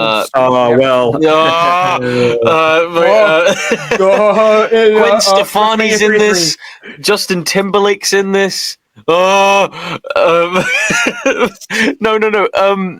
It's so cool how they did this. They literally the director recorded interviews with these people and then turned it into the animation as if they were interviewing them in the Lego world. So it goes through some dark shit. There's a point where his grandmother dies and he has to deal with grieving that.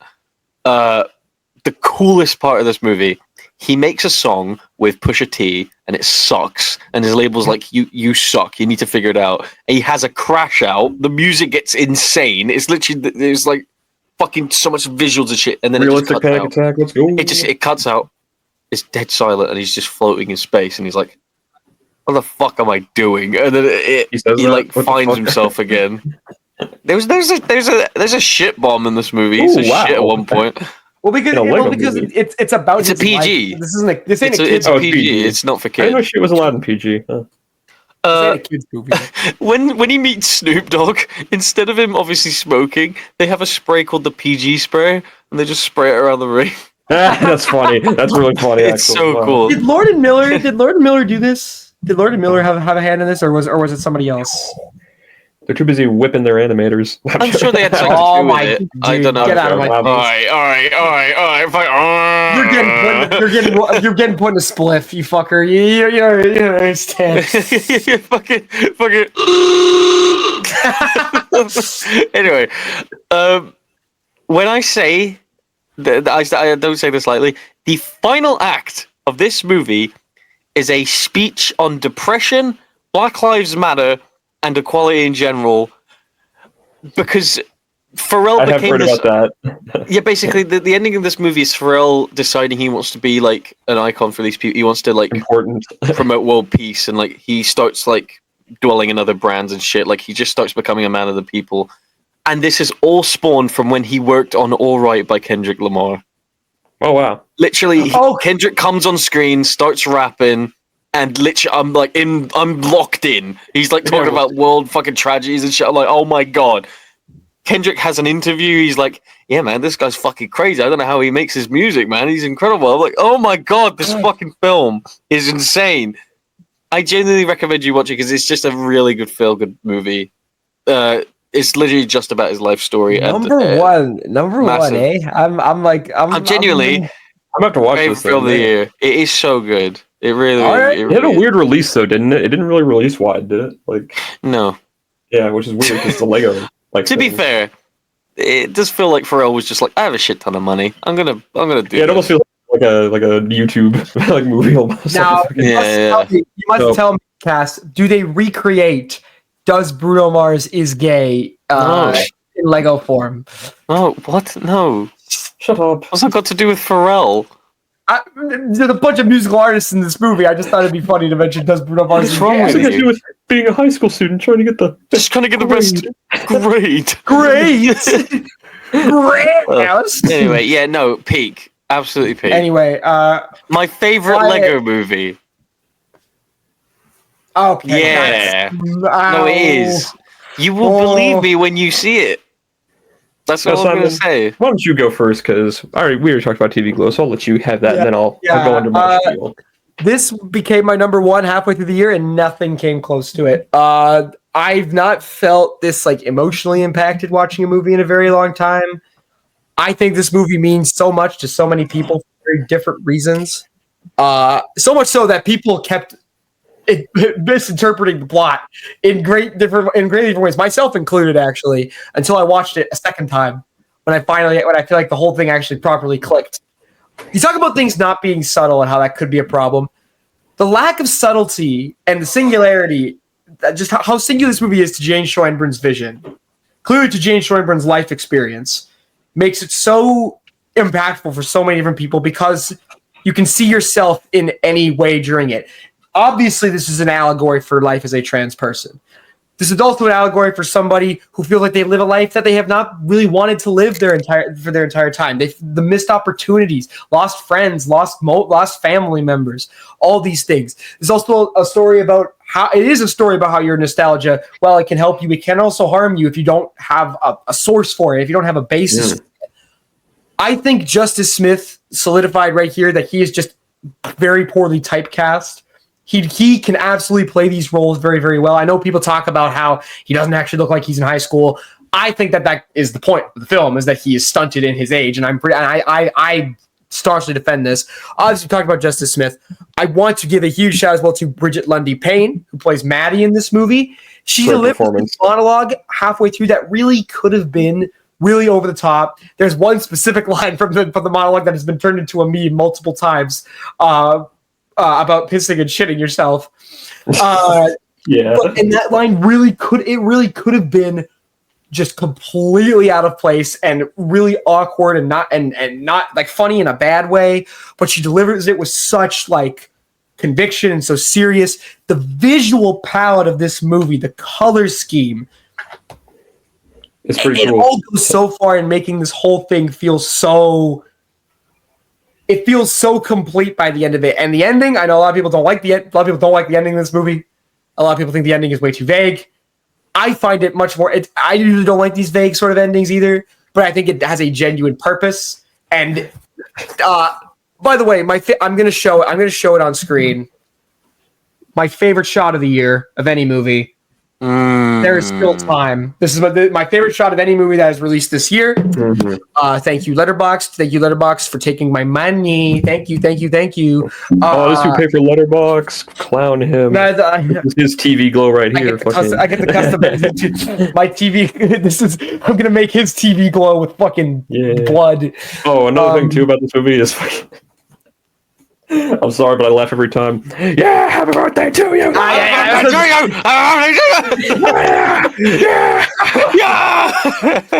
Dude, we shouldn't. It's funny when you're not watching the movie. When you watch the movie, that is like the most terrifying thing. Out of context, it's fucking hilarious. But like, the idea of being that old and being like, oh shit, I wasted everything. I'm surprised it wasn't on your list at all, Donut Cast. I thought it'd be a low entry. I'll be honest, it slipped my mind completely. Why are you doing this? Why you keep doing this? Stop. Fuck. Anyway. No, I agree. No. Great fucking movie. I need to watch it again. I've only seen it once this year, so I need to watch it again. Yeah. So.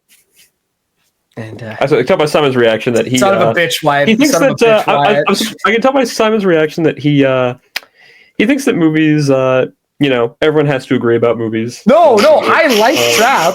I like Trap. I don't think it's number one of the year. That's insane to me. Trap is my favorite movie. It was the most Wyatt Payton thing I've seen in a very long time. I've seen this movie 3 times. Yeah. I've seen this movie 3 times. Somehow it gets better and better after every watch. I saw this movie. I was one of the few people in the theater to see this movie. And I was watching it. And this is the most fun I've ever had in a movie in a while. Probably all year. The most fun I've had in the theater. I was literally just losing my shit every 5 minutes. I was laughing so hard. I was like, what the fuck is going to happen here? Because I saw the first trailer. That was all I saw. And I was like, oh, it kind of showed a lot. The fact that that's all in the first 5 minutes of the movie, I was like, oh. Yeah, they're geniuses for that. Absolutely. And as that movie kept going on, the most insane visual cues ever, like the shot of him just going like, all right, let's go back to the concert. That just cuts to that shot of him with the red, just like, yeah. Oh my god, man. And then him telling fucking M. Night Shyamalan, like, oh yeah, my daughter, she has leukemia or whatever. He goes, oh, okay, I'll set something up real quick. And then she's on the fucking stage with her to get away from the cops. Piece of shit. What a piece of shit. And dude, Josh Hartnett, I've been singing this guy's praises for so long. Ever since I saw him in like Sin City and 30 Days of Night, I like this guy a lot. He's such a cool screen presence, and seeing him in not only last year with Oppenheimer in a very good role, and then seeing him in this as like the lead role, he's back in like these lead roles again, and it's just like, man, this guy is so fucking good. He is so damn talented. Oh, like his subtle he's humor. Incredible. Oh yeah, dude, he's amazing. Like, there's a part in the movie where like she's like his daughter's talking to him about like, oh yeah, whoever gets to be the dream girl gets to go up on stage with her, and he goes and go backstage, and it just zooms in on his face. He goes, backstage. it's so fucking funny. And then like the ending, dude, when that scene happens with Lady Raven, when that scene happens backstage, I'm like, oh, this is what we're doing now.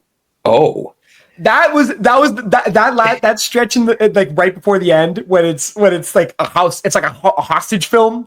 Like, and she's playing that last song on the piano, and he's just giving that look of just like, fuck, why'd I do this? Like that look of regret. Structuring the music around the film to be music from a concert.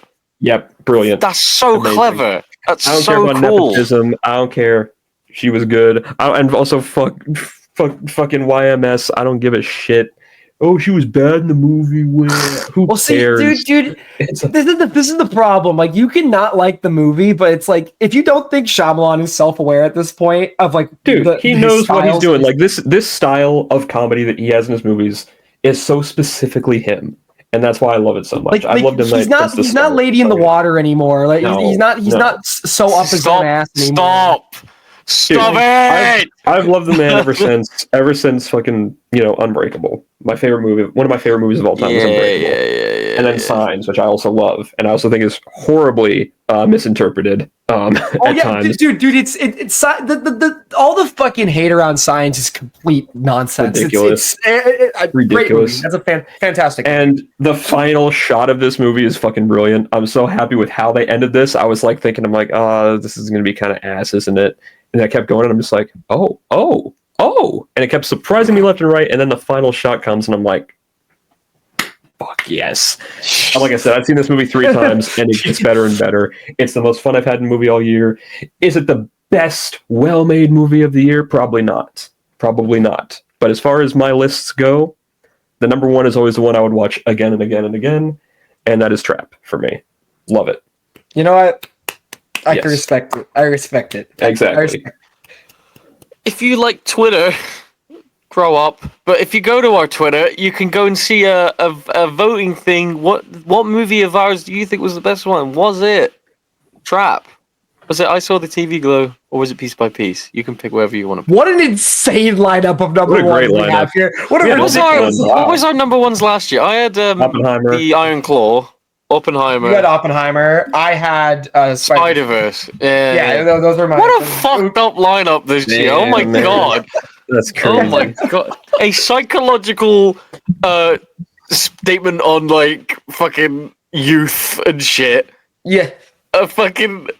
A movie about a fucking killer in a concert and a Lego Pharrell documentary. One of my favorite lines in the film. One of my favorite lines in the film is, "So now you have a choice: save him, catch me. Save him, catch me." It was a great show, by the way. Fucking incredible line, dude. I fucking love that shit. What a delivery! I can't stress enough. Piece by Piece was so good. Please go watch Piece. Anyway. Now. You know what that means, though? You know what that fucking means, though? It's been a while. It's been a while. You know what that fucking means, though? Oh my god. You know what that fucking means, though? I'm joking. Yeah! Off the cuff! Yeah! I'm going off the cuff. I'm off the cuff. I'm about to cuff. Guys, DDT7 top 7 wrestlers of the year. Yeah, let's go by. Okay. Right, oh my god, we're in season 1, Wyatt. Holy shit. He's in season 1. Oh my god, what is he doing? He's having sex. Oh! Alright. Oh, is that I no-sold it because I'm Tyrus from NWA. I'm Otis from WWE. Anyway, before we get into this, breaking news, boys. Oh. NXT Level Up is officially dead and being replaced with NXT Evolve, which will be produced by GCW's Gabe Sapolsky. Oh, because Evolve. Wait, is that real? Yeah. Huh. That is real. Also, I don't know if this is a rumor or this is confirmed. Cody Rhodes versus John Cena set for WrestleMania 41. Give it to me! Give it to me! Give it to me! Dude, I'll be... So what are they doing with Gunther? I thought for sure Cena was going to fight Gunther. Laugh at him. Silly little blonde man knocked his blue Yeti and now he can't speak to us. Oh, look at him. What was you going to say? What? I all know that I didn't know your name was I do things for the pod that are not good for me, like kneeing my camera on my expensive laptop. So maybe you should throw some respect Your on my expensive name. MacBook from fucking 2007, yeah, man. It's only 3 years old. It's 3 Someone years has old. a briefcase that he opens and that's his laptop. Anyway, let's get this done a little bit quicker because we haven't got a lot of time. Okay, one more. I just want to say what I want to say about Cody. And if that is the plan, that has a lot more mana than Cody versus Rock. Sorry. No, of course it does. They both have mana. They both have mana. They both do, but I want to see that. Dude, Cena in the blue with the buzz cut against Cody, it's over. And then we can get Gunther versus Punk, and Punk can beat Gunther. That's Yes. man Yes, I book's agree. worst title change of all time. No, shut up. It's gonna Say that for off the cuff.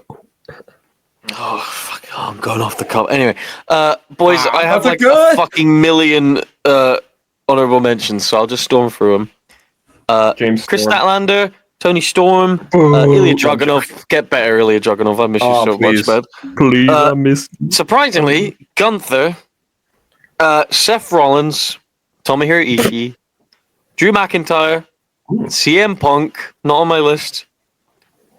Jeff Jarrett. Dude, I don't care at all. I don't care at all, man. Put the fucking belt on him this year. Do it. That promo was awesome. Dude. I'm not gonna lie. Christian Cage is world champion against Jeff Jarrett at All in Texas. Kind of sounds like the greatest thing. It kind of sounds like the best thing I've ever seen. He can drop it 2 days later. He can literally drop it 2 days later. Doesn't fucking matter. Like it does not matter. Like just. 4 more. Kazuchika Okada, Nigel McGuinness, Zack Sabre Jr., Orange Cassidy. That's actually pretty wild. He's not on my list. My main ones were Gunther, Zack Sabre Jr., Drew Mac. Well, actually, no. Okay, never mind. Whoops. Drew Gulak. Wow. Honorable death. Honorable die. Shout out to Roxanne Perez is another one I wanted to give a bit of a shout out to. CM Punk is also an honorable mention on my list. He is not on my list. And another one, a wrestler who has gotten even better year by year, Dominic Mysterio. I wanted to give him an honorable mention. And No. Also, quick shouts out to the Beast Mortos and Hologram. Hologram! Yeah, that's one of my favorite matches of the fucking year. Oh my god. So, Wyatt, honorable mentions. Gunther, obviously. Yeah! Another one. I want to say also, Sol Ruka. Yes. He is someone who literally came out of nowhere, and it's just getting better and better, I think. Yes. Mike work could use a little work still, but that's fine because her in the ring is fucking crazy. She is insane. And also, Javon Evans. Evans, of course. Obafemi. Dude, Obafemi, dude. Oh my god, I am the mountain you can climb. Oh my god, he's so good.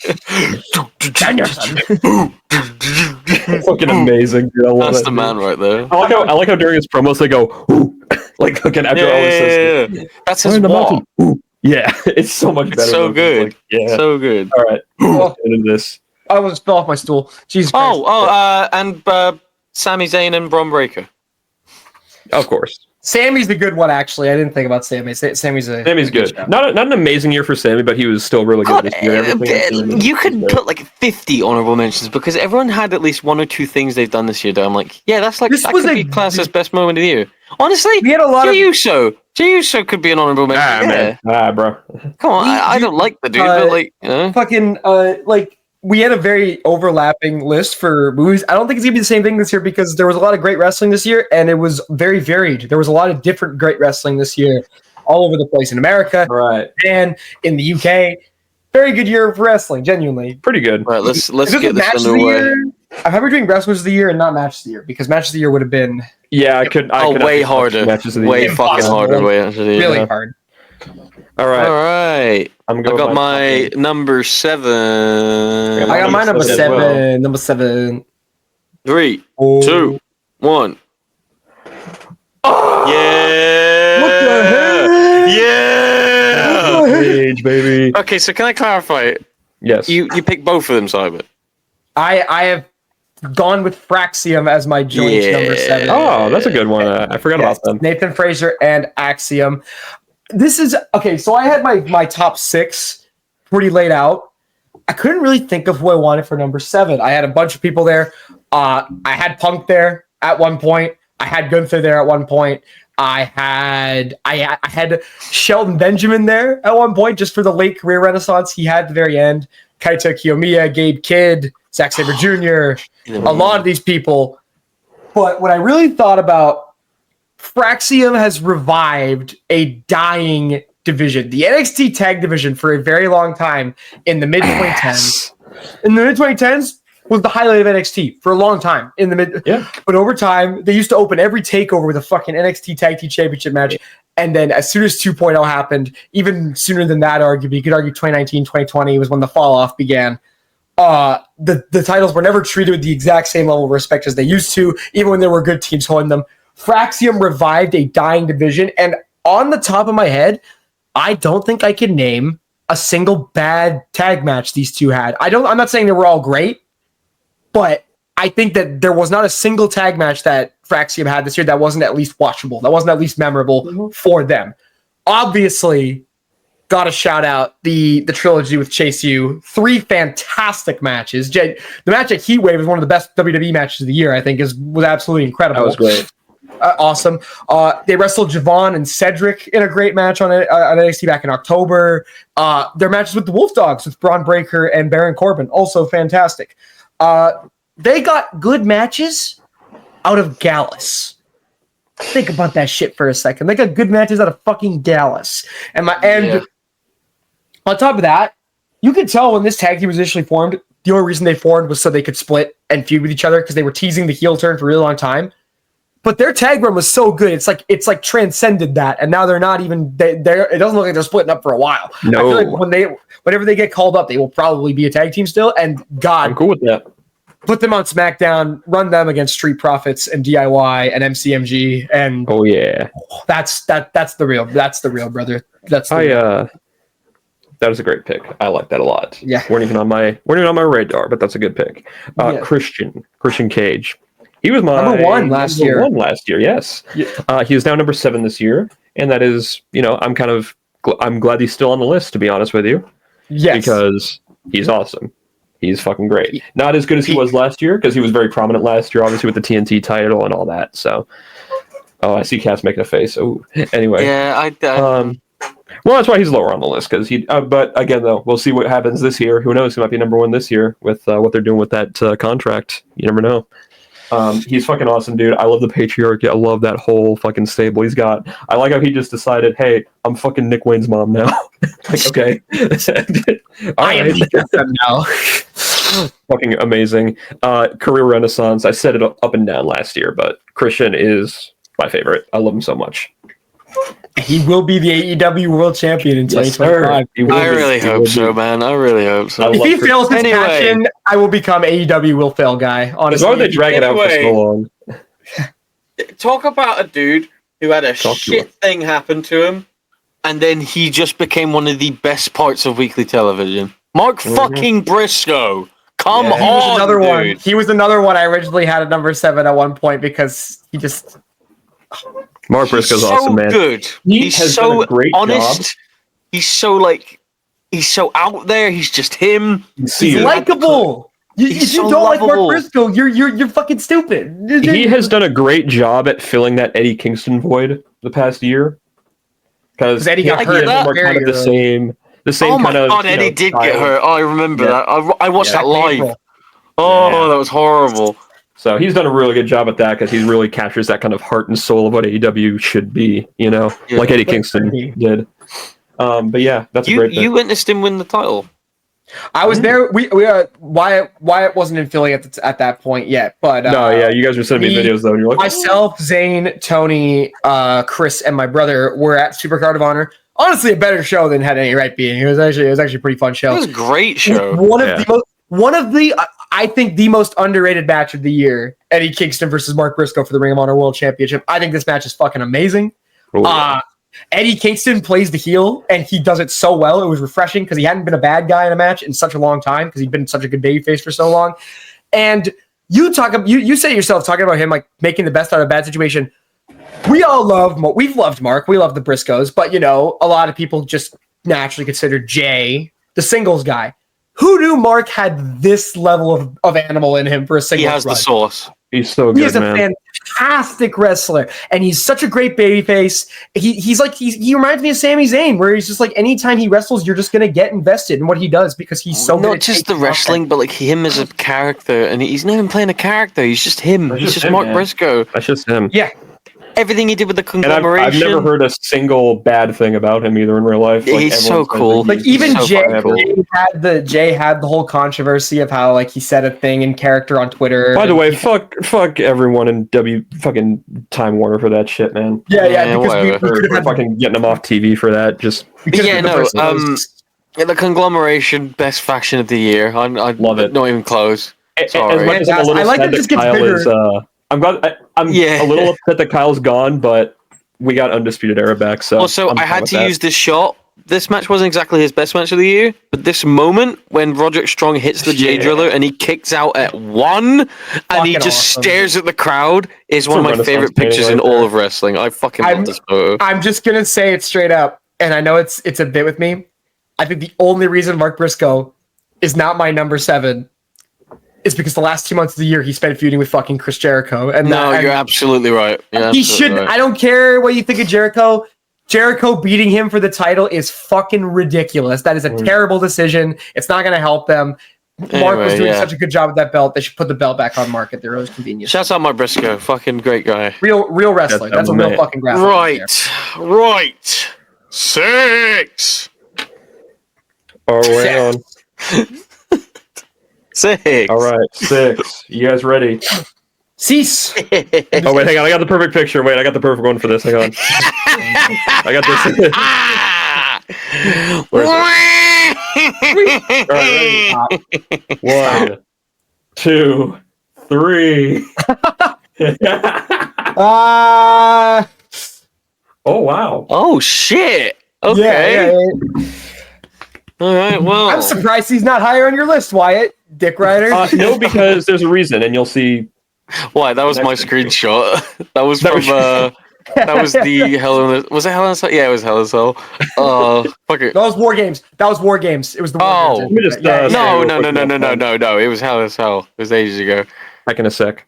Let me just talk about CM Punk real quick, man. Hell of sex. Holy shit! Talk about turning the fuck around. Because holy shit, man! This year started, and I'm just like, oh my god, is my goat washed? Dude, even in the Rumble, before he gets hurt in the Rumble, he's wearing a shirt. It's I think painful. You know why? Because I think he really thought he was just gonna breeze on by. He got that injury, and he was like, I think I do have to try. I genuinely think McIntyre said, make this injury into an angle, and I will revive your fucking career. Dude, and they had the best feud of the year. When we were at Mania, right? We're at Mania. First off, seeing Punk live, I've talked about that left and right. Seeing Punk's entrance live is unmatched. That's insane. Oh, real. Seeing him just completely fuck over Drew like that, him blowing that kiss, fucking, and then like Priest music's hit, and he just goes, yeah. He's just like, yeah. That's an all-timer moment. I love that moment. The Judgment Day meme. He recreates the Judgment Day meme completely by accident. And then, yeah, dude, that Hell in a Cell match, man. His first match back, I'm like, okay. I rewatched it. It might be like... Oh, it wasn't his first match back. His first match back was at... that was Seth as special ref. Yeah, that was... Which was good. I enjoyed it. Those first two Drew matches It's not your company anymore. It's my company. Shut the fuck up, man. The first two Drew little weasel are not that bad. They're fine. The first two Drew The third one, though, is fucking based as hell. If you put Punk on your list just for that match, I wouldn't blame you. Genuinely, that's how good that match is. That was my match of the year, I think. I think I've decided. Yeah. Like, I'm still a Cody Roman. It's so good, man. When he bashes Drew with the fucking toolbox and he's just gushing, and they revealed that like that wasn't supposed to happen, and it was real blood. Generational CT. Drew getting checked on and pushing the medic away. Oh, it's such a good match, man. Anyway, number 6. This white boy. This little white man. This Chinese brother. I'm gonna be real. I'm gonna be real with you right now. Yeah. He ain't on my list this year. What? How? There was a few. Are you serious? Cody Rhodes not on your list? You forgot, didn't you? You fucking forgot. No. Here's the thing. I had him on there, and then I added a few more, and I was like, ooh. That's kind of ridiculous. I'm gonna do this in 20 seconds. Cody fucking finally finished the story. It is a pivotal moment in wrestling history, that match, and it will be replayed a million times from this point on. Incredible moment watching that live. You guys got to witness that live. I couldn't imagine what that was like. That was unreal. Ascended. Everything about that match is insane. Cena and Rock, The Undertaker, it's ridiculous. Absolutely bonkers shit. The Undertaker. It's all you want in a wrestling match, just absolute fucking havoc, and I'm glad that he was defending it as much as he is. So good for Cody, very good. You will definitely see him again. He will definitely be coming back later. Don't worry about that. I mentioned how Fraxium revived the NXT Tag Team division. Toni Storm birthed the AEW Women's division. It has not been a thing until now. She saved the AEW Women's division. This character that I was originally completely not for, and I thought it was comedy nonsense. And it took a few pay-per-views to get going. You know, she had a very bad match with main eventing takeovers. Yeah, man. Did Toni Storm actually win the takeover? Look, all of them.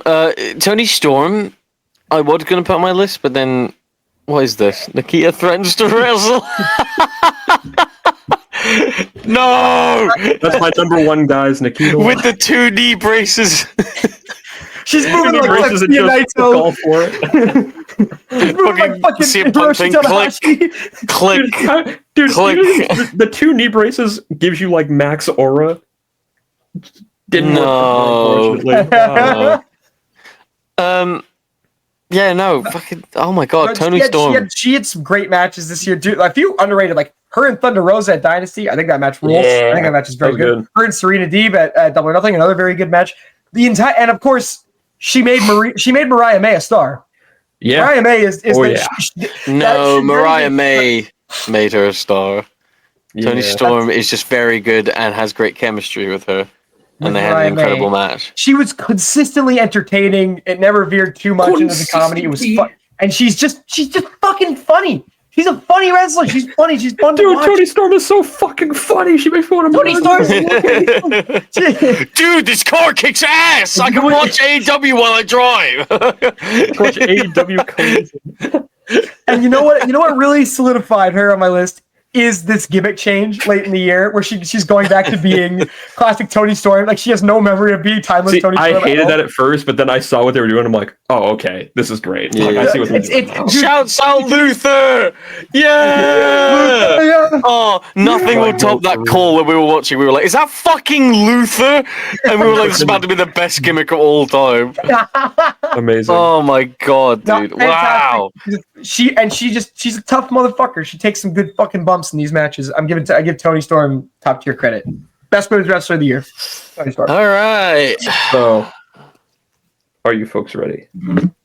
Number 5? I wonder if we're gonna have the same number 5. We might. I have a great number 5. I'm very proud of this one. I got news for you though. 1, 2, 3. I lied. Okay, you know what? Good bit. Mine is Willow Nightingale, by the way.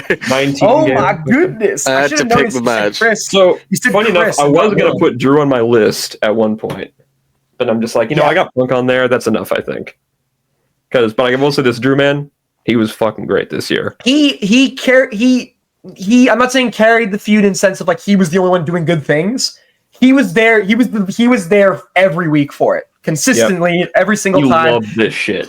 This is. I can't believe the year where best Drew's been in a while. He wins a world title, immediately loses it, and yet this is somehow the best year of his entire career. I don't know how he did it, because I remember like last year. I remember saying it on the Based World podcast review of WrestleMania 39 that Drew needed to change. Drew was just a dude on the roster. He had lost a lot of the fucking main event aura he had.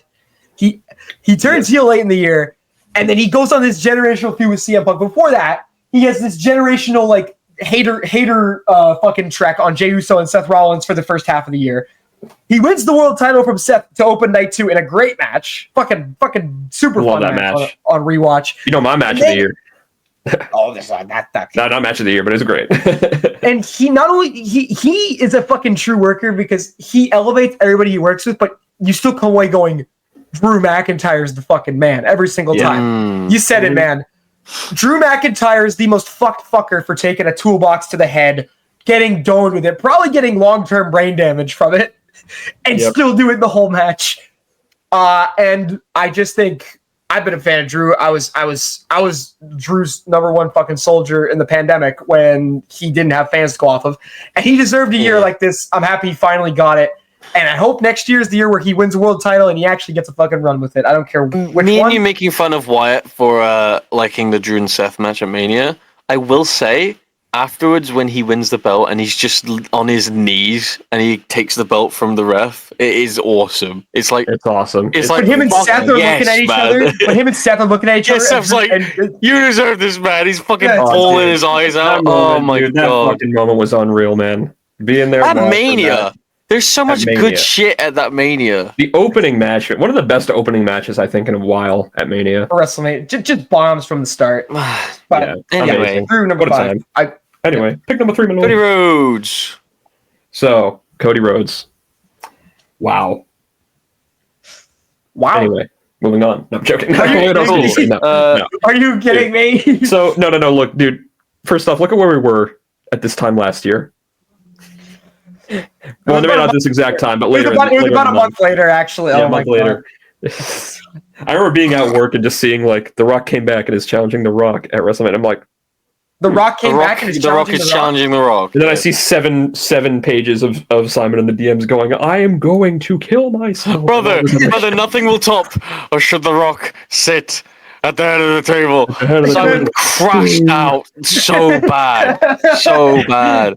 Dude, I love believe his fucking ears. I thought it was over. I legit thought it was over. Dude, I see Cody won the Rumble and willingly went out on live television and said, "My shot is going to Dwayne Johnson."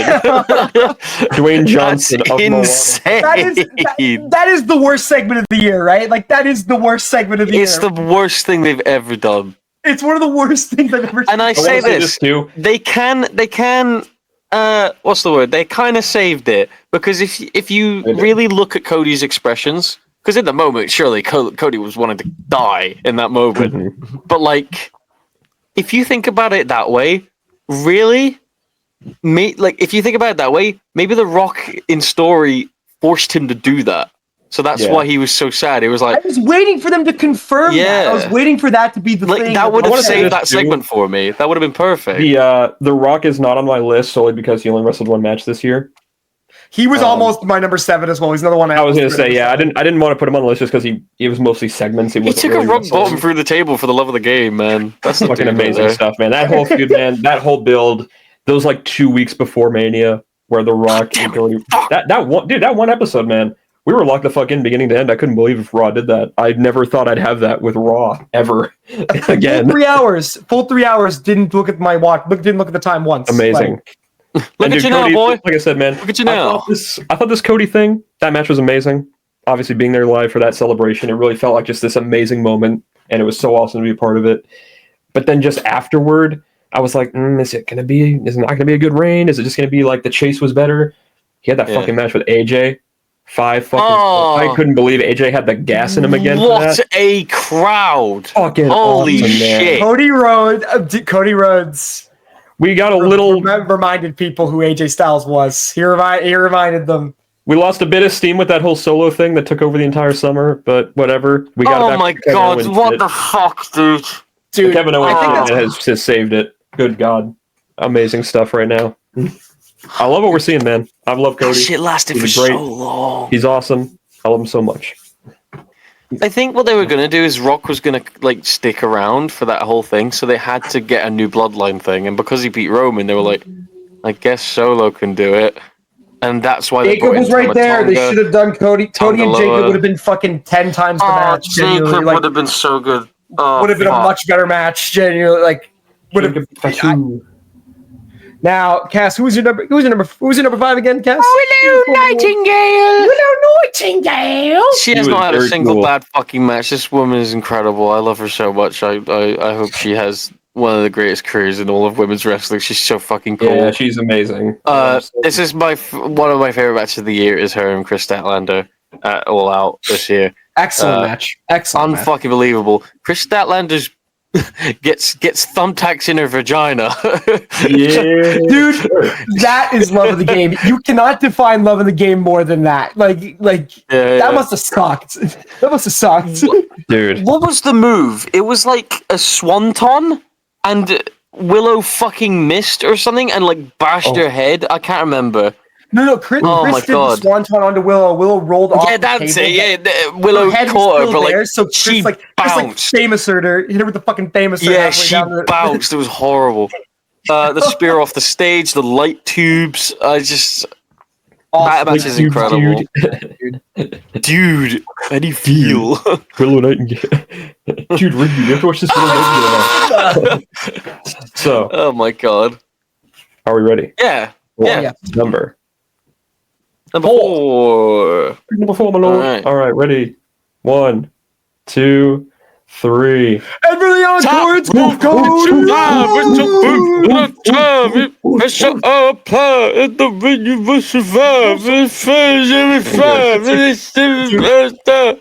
Simon, take it away. Cody Rhodes, you guys have covered it all. The beginning of this year was the most it's over, we're back, it's over, we're back, it's over, we're back of all time. And the only reason that I stuck around was because of Cody Rhodes. The run-up of him winning the Royal Rumble twice, genuinely the best, just a special payoff, just a special moment. And then he loses the title match. Makes way for the greatest build to a WrestleMania main event of all time with The Rock. Genuinely. This right here is bullshit. It's bullshit. That is my segment of the year. That kickoff was incredible. That is my. I think that's the best acting Rock. It's the best acting. No, dude, it's great because The Rock. You could so buy that The Rock is up there. He really thinks. Oh my god! Like all my flowers. All my flowers to Seth Rollins that entire time. Oh yeah, dude, you don't get to do that. Oh my god, he was in his bag that whole time. He is the reason. It's so amazing to me that WrestleMania match has all the great cameos and the pops and all that. The best part of the match is the Seth callback. That's the best part of the whole thing. That's what I didn't realize that when Roman hits him with a chair, he lands exactly like Roman did, like neck on the rope and shit. As soon as it happens, he fucking falls to his knees, bounces off the ropes. Anyway, Cody Rhodes. He goes on to have the greatest WrestleMania main event of all time, in my opinion. My favorite WrestleMania main event of all time with Roman Reigns. One of the best matches I've ever seen in my life. The best match, probably the best match I've seen live. Probably my favorite match. It was great, dude. Being there live, dude. Roman hits a fisherman suplex, dude, with a bridge. He deserves to be on this list solely for that entrance at WrestleMania with the fucking skull and the wings. The skull that with his he's got Brandy with it. Fucking rising up from the pop for Brandy makes me so happy. That's so sick. And again, we already said it. This man revived AJ Styles. We talked about reviving things in not just one but two. He also killed AJ Styles. Fantastic pay-per-view matches. I know people don't look at the I Quit match as favorably, but I think that match is also great. I think that match is fucking awesome. Genuinely, it's not. It ended a little dumb with AJ just going, "Please, I'm sorry." He was getting fucking mollywalked for like 10 minutes. We're getting fucking frowning friends over here. No, I'm sorry. Please, don't kill me. And then please. And Solo Sikoa. And then Kevin Owens. To be fair, Cody Rhodes did get one of Solo Sikoa's only good matches of all time in that cage match on SmackDown. It's like one of the only good matches Solo Sikoa's ever wrestled in his life. So there's that at least. And we've ended off with this Kevin Owens feud, and I don't mind Cody going the full year as champion. I am a little tired of these year-long runs, but Cody Rhodes is so good that I don't really care. Cody Rhodes. Yeah. The fucking man. Normalize changing the world championship a little bit more. More. That's real, brother. A chance to wrestle. They're not going to be able to wrestle for long. Oh my god, dude. Braun fucking Breaker. Yeah! My favorite wrestler in WWE right now. He runs the ropes at 23 miles an hour. Dude, seeing this guy do this shit, first off, he's a big fucking guy, first off. He's a big dude. He's a big fucking guy, and just seeing him run like this... You a big motherfucker. How the fuck is he getting better, first off? Also, him just dying every match, just being like, yeah, I'm gonna go to the top rope and just do a swanton for no reason. I don't care if they catch me or not. Brother, That is a Cooper right there. The three-way between him, Sheamus, and Ludwig when he did the fucking shoulder tackle on the outside. Unbelievable. When he leaps, when he leaps over Sheamus and spears Kaiser, one of the greatest spears I've ever seen in my life. Genuinely, I like how he almost has to like dial his spear back a little bit sometimes, just because he's going to fuck them up with it. He's just going to freight train those motherfuckers. And also, he has the best strap drop spot. We hear a lot about Perk Gable, Chad Gable being on the perks and everything. It's Braun, dude. No, it's Braun Breaker. Perk Angle. He is exuding. What was that fucking match he had? Was it? Oh, I can't remember who it was again. Kaiser. He does a swanton to the outside, but he literally would have died. He landed on his fucking head. If Sheamus caught him a slightly different angle, he would have been spiked. He didn't swanton onto his back. If Sheamus wasn't there, he would have just spiked his head on the fucking floor. I'd also like to say this about Braun Breaker. I talked about Fraxium. The beginning of the NXT Tag Title revival was him and Baron Corbin. That was the beginning of it. Corbin! Dude, he revived Baron Corbin. Like, holy shit, dude. Where are you, Corbin? Nah, man, what's his name again now? Pete Rosenberg.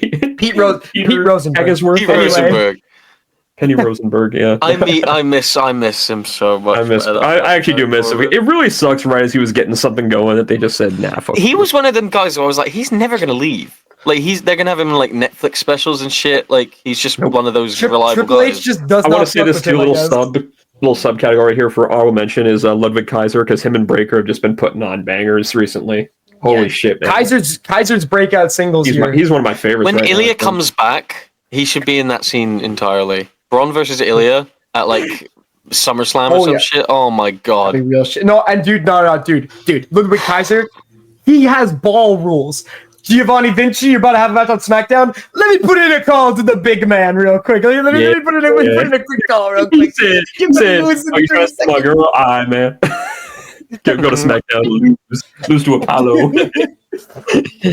All right, and that is dude. Dude, I love him so much, man. The fact that he made that J feud bearable, amazing. Real wrestler. Right. Swerve Strickland. Oh, I should have put him as an honorable mention because he didn't do it for me this year as much as he did last year. What a world champion, eh? What a fucking world champion he was. That? Oh my God! Jesus. Wait, sorry. There's a reason. There's a reason. Swerve's not on his list. There's a reason though. There's a reason. Stay tuned. Nah, he's on his list. He's fucking with me. He beat Samoa Joe, and that was fucking awesome. That was really cool. Apart from that, his match with Bryan Danielson changed me as a person. Holy fucking shit! He no-sold the Psycho knee. How do you do that? That was badass. Why do you do that? Imagine having the nerve to do that and still having the aura big enough to just people were like, yeah, he could do that. That's fine. That's fine. I will say this about Swerve. It is a shame he didn't make my list, but there's, like I said, there is a reason that you'll see in a moment. Mm-hmm. But dude, he held that title for a brief amount of time, a couple months. It was good. It wasn't forgettable. He had a lot of good matches with it, and he had a fantastic ender to it. With I think Bryan. he's the second. He might be my second favorite AEW World Title behind Kenny. I think Kenny's the only one that I like. Three match of the year contenders: him and Bryan, him and Paige in the fucking death cage, whoever it was, and him and Ospreay, obviously. That match is fucking awesome, dude. Yeah. Swerve is such a poet in that fucking ring, man. He's so good at what he does, and obviously his feud with Paige, everything about like the childhood home being set on fire, him invading Paige's home. Shouts out Adam Page, by the way. I was going to put him on the list. He's not on my list, but fuck yeah. Same. Hangman is and also, dude, he has the mono big enough. He is by himself against the Hurt Syndicate.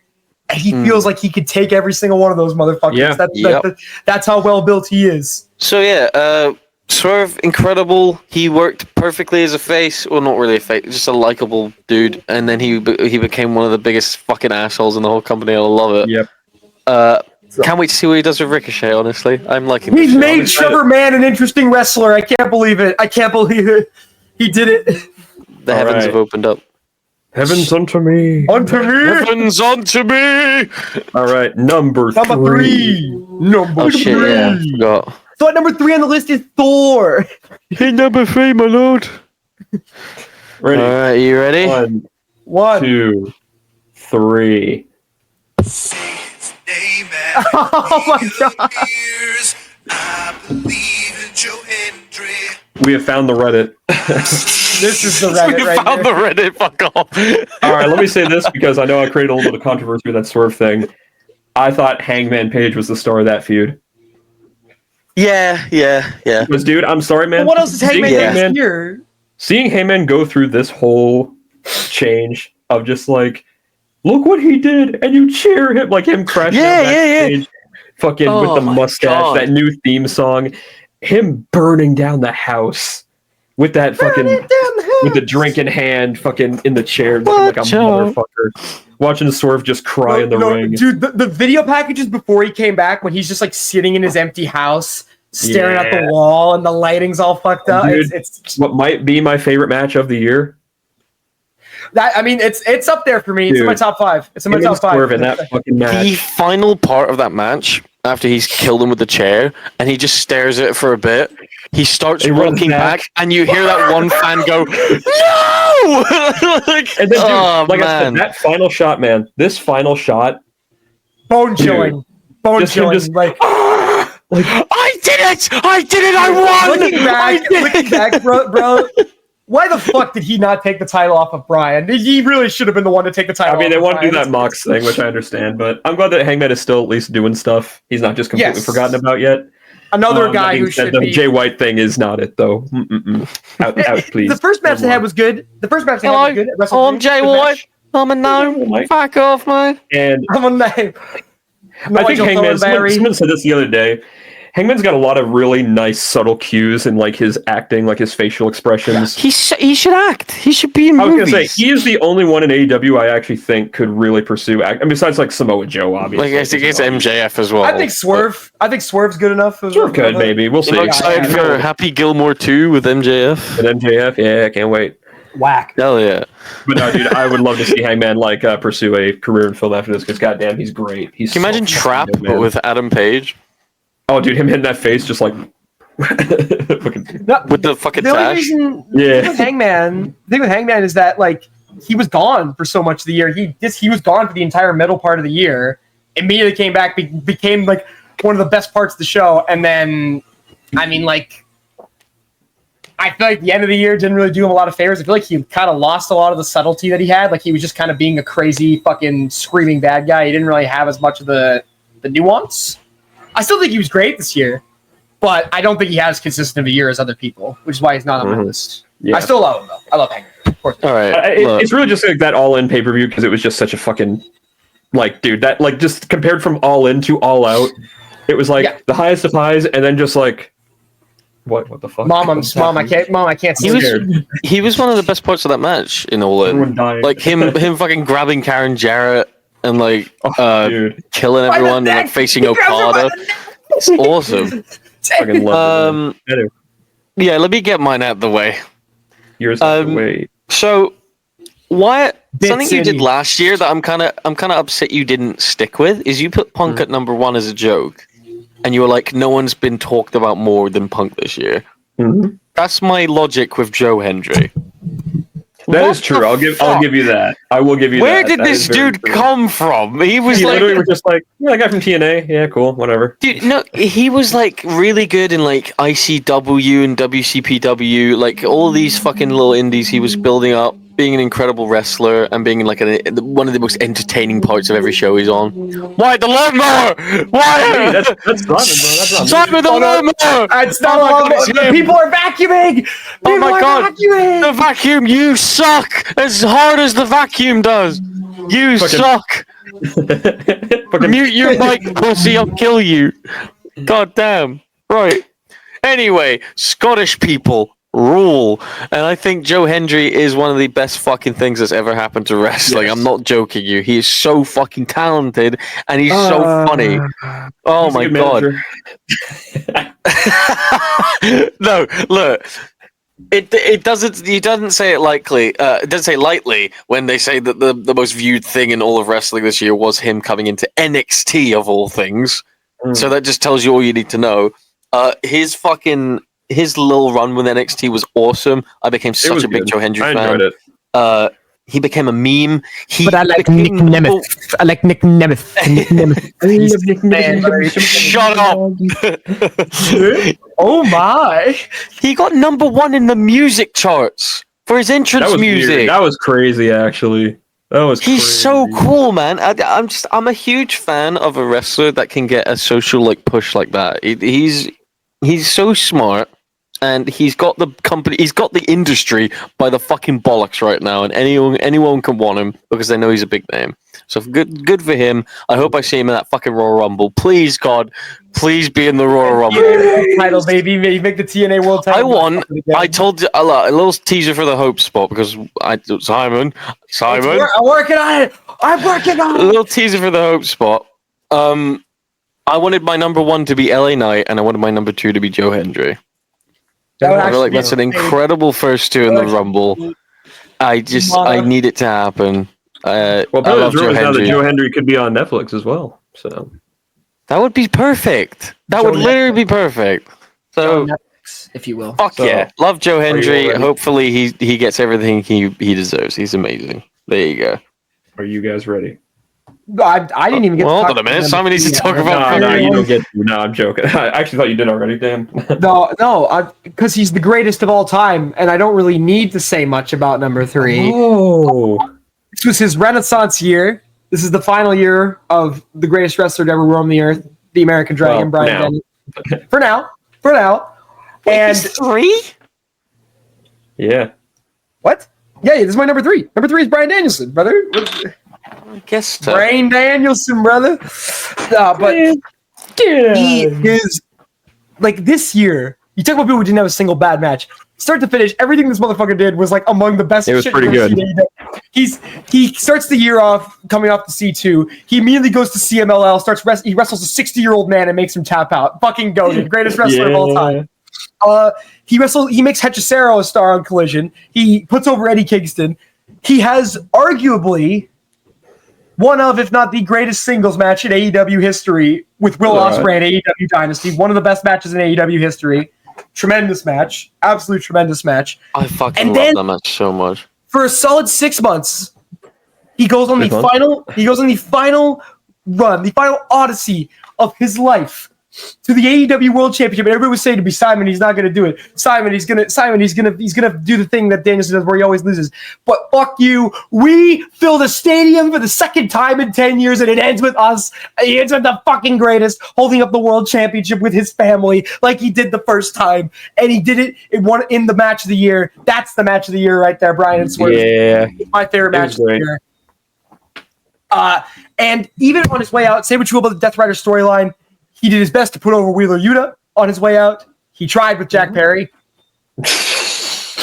And mistake. The Moxley stuff felt special when it was Moxley and Danielson. When Moxley was threatening to take Bryan Danielson's career away from him, and people complained that Bryan's career ending was anticlimactic and whatever the fuck, I don't really care. It was soul crushing. It was hard to watch. It was painful to sit through. I was upset. And that's why it worked. And if Bryan Danielson was just going to go off into the sunset, it wouldn't have meant anything. The fact that he made it his final full-time match mean that much for the company and tried to give that story the boost that it needed at the time just goes to show the fucking selfless guy he is. He is one of the greatest wrestlers. He's one of the greatest men to ever work in the wrestling business, and he's the best wrestler of all time. And the only reason he's not number 1 is because he was gone the last 2 months of the year. Yep. The only reason he's not number 1. Number 3, Bryan Danielson. All right. I have a great number 2. Oh, I've got number 2, my lord. You won't fucking believe what my number 2 is. My number 2. You guys wait, hang on. I got my number 2. I got it too. Give me a second. I just gotta find the right. Speak into the microphone.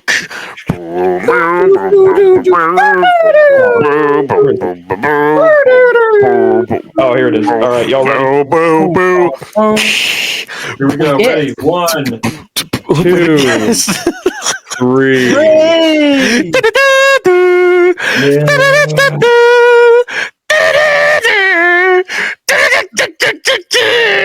Come on, man. Right. Wait, Let's what? talk about it real quick. Will Ospreay is my number 2. What the fuck's your number? Oh my god, I know what his fucking. Oh my god. Anyway. What? Fucking hell, man. Let's talk about him. No! Bryan Danielson kicks ass, right? Yes! Yes, he does. Eats ass. Dude, I love him so Bryan much. Danielson. Dude, I didn't even know how much of a fan I was of Danielson until this year. Because when that whole, when the hype for that Swerve match started going, I'm just like, oh man, he really could be done. Okay, look, if I'm fucking, tearing up at just the thought of getting to see him wrestle live before it even happens, that's how you know he's a good fucking wrestler. I always great all time. All in this year, or last year, I guess, was oh my god, god, what a show! It was an amazing time, man. The mix of many things, like Mariah winning the title was cool. Nigel McGuinness I was bawling my eyes out at that shit, man. I couldn't believe it. Zack Sabre Jr., Ricochet debuting.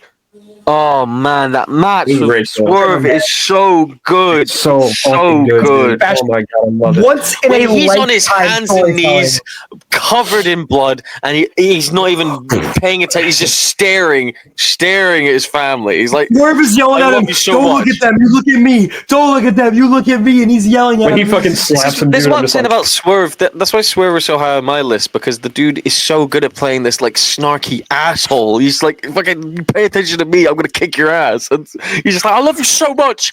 That slap woke something in me. I was like, ah! It was so fucking good, man, dude. It's just like the way he goes.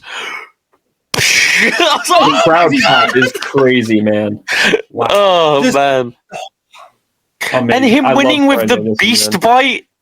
I just, oh man. It's Batista. Tap out Batista. Come on, Daniel. So good, man. Unbelievable fucking moment, man. I was so happy I got to see that shit. All I know we were is losing our fucking minds. So happy to get to have one more. I was watching it, and I was in the middle of the day. I was watching it with my brother, and my parents were also in the room for it. And the person I became when he kicked out of the fucking big pressure was I don't know what happened. I blacked out for 30 seconds. Not only the big pressure, but the 3 house calls in a row. See, I had a feeling he'd kick out of that. The big pressure, I legitimately thought, that's it, brother. It's over. Well, no one had kicked out yet. Yeah.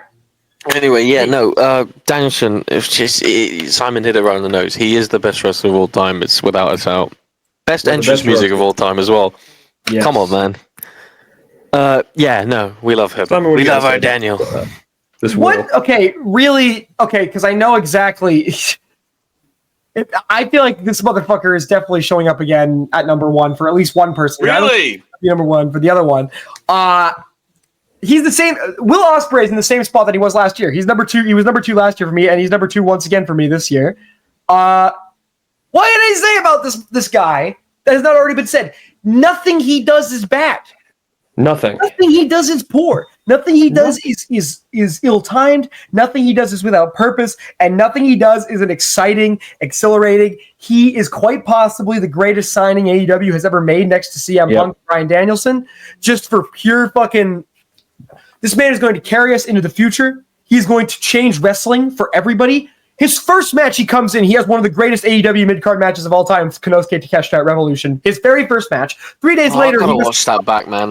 3 days later, he wrestles Kyle Fletcher on Dynamite. Another fucking fantastic match, just on Dynamite. And from then on, everything in this career pathway makes sense. He goes to the dream match with Danielson. He wrestles everybody, all the Don Callis members he wrestled. He wins the international title. He wins another Casino Gauntlet match. He has maybe my favorite AEW pay-per-view main event this year was Swerve, which I think is criminally underappreciated compared to some of the other stuff. The only other one that is better is the stomp through the fucking table. Oh my god! The last few seconds of that match, and this is what I get on when people talk about the selling and shit with Will Ospreay.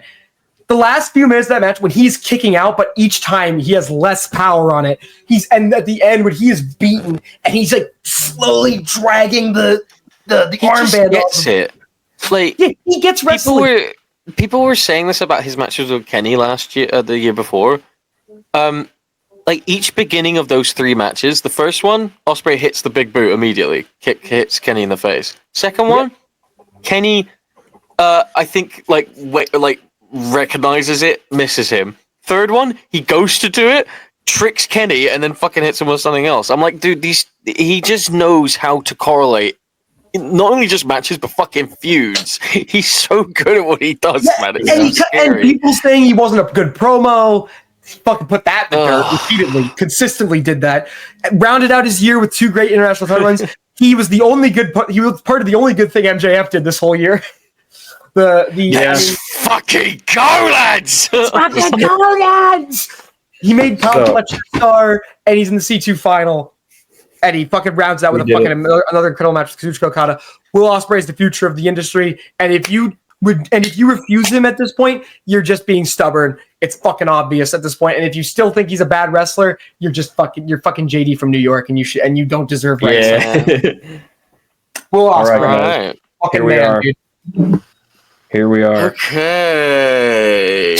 Here we are. Golly gee, I wonder who number 1 is. Ready? 3, 2, 1. What the hell? That's my fucking guy! Okay, dude, you talked about people who like are talked about like the whole year. It's fucking Tongaloa, man. He's my number 1.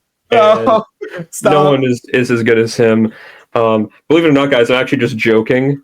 My real number 1 is Roman Reigns, obviously. No, I'm joking. It's fucking, you know who it is. Yeah! Will Ospreay. Dude, we already talked about Will Ospreay, but dude, guys, fucking nice guy, my fucking dude. He is my favorite personality in all of wrestling because he's just so genuine and he's so funny. He's so fucking funny. Listen, I'll get it. Pop down, bro. Merge the traffic without looking. I do love how he really does have like this Joe Swanson quality to that voice. He's so funny, mate. Oh, my contract with New Japan's up soon, mate. Peter, what the hell? It's just so nice that this new like top figure in wrestling is British because it's so funny for me.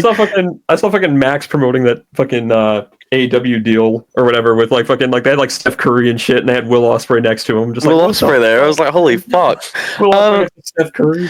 Yeah, say what you want about the AEW matches. Let's not forget Will Ospreay versus Josh Alexander.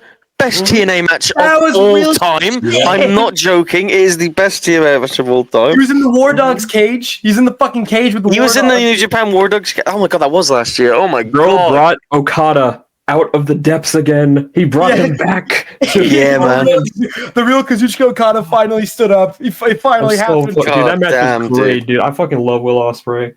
He is literally my favorite of the year. I don't know how he does it. Him, Ricochet, and Takeshita. Oh. Another great, incredible stuff, man. Here's the thing. Him and Pac was so good. Oh my god. Him and Roddy at Double or Nothing. It's like these are all great matches, but they're like low tier Ospreay. That's how you know how good he is. It's like, what is he doing? That top rope poison runner, and he just lands on his feet. Oh my god. That was the match where the crowd started doing the Styles Clash chant. So good. So good. Amazing. Ospreay is the best wrestler in the world right now, I think. Yep.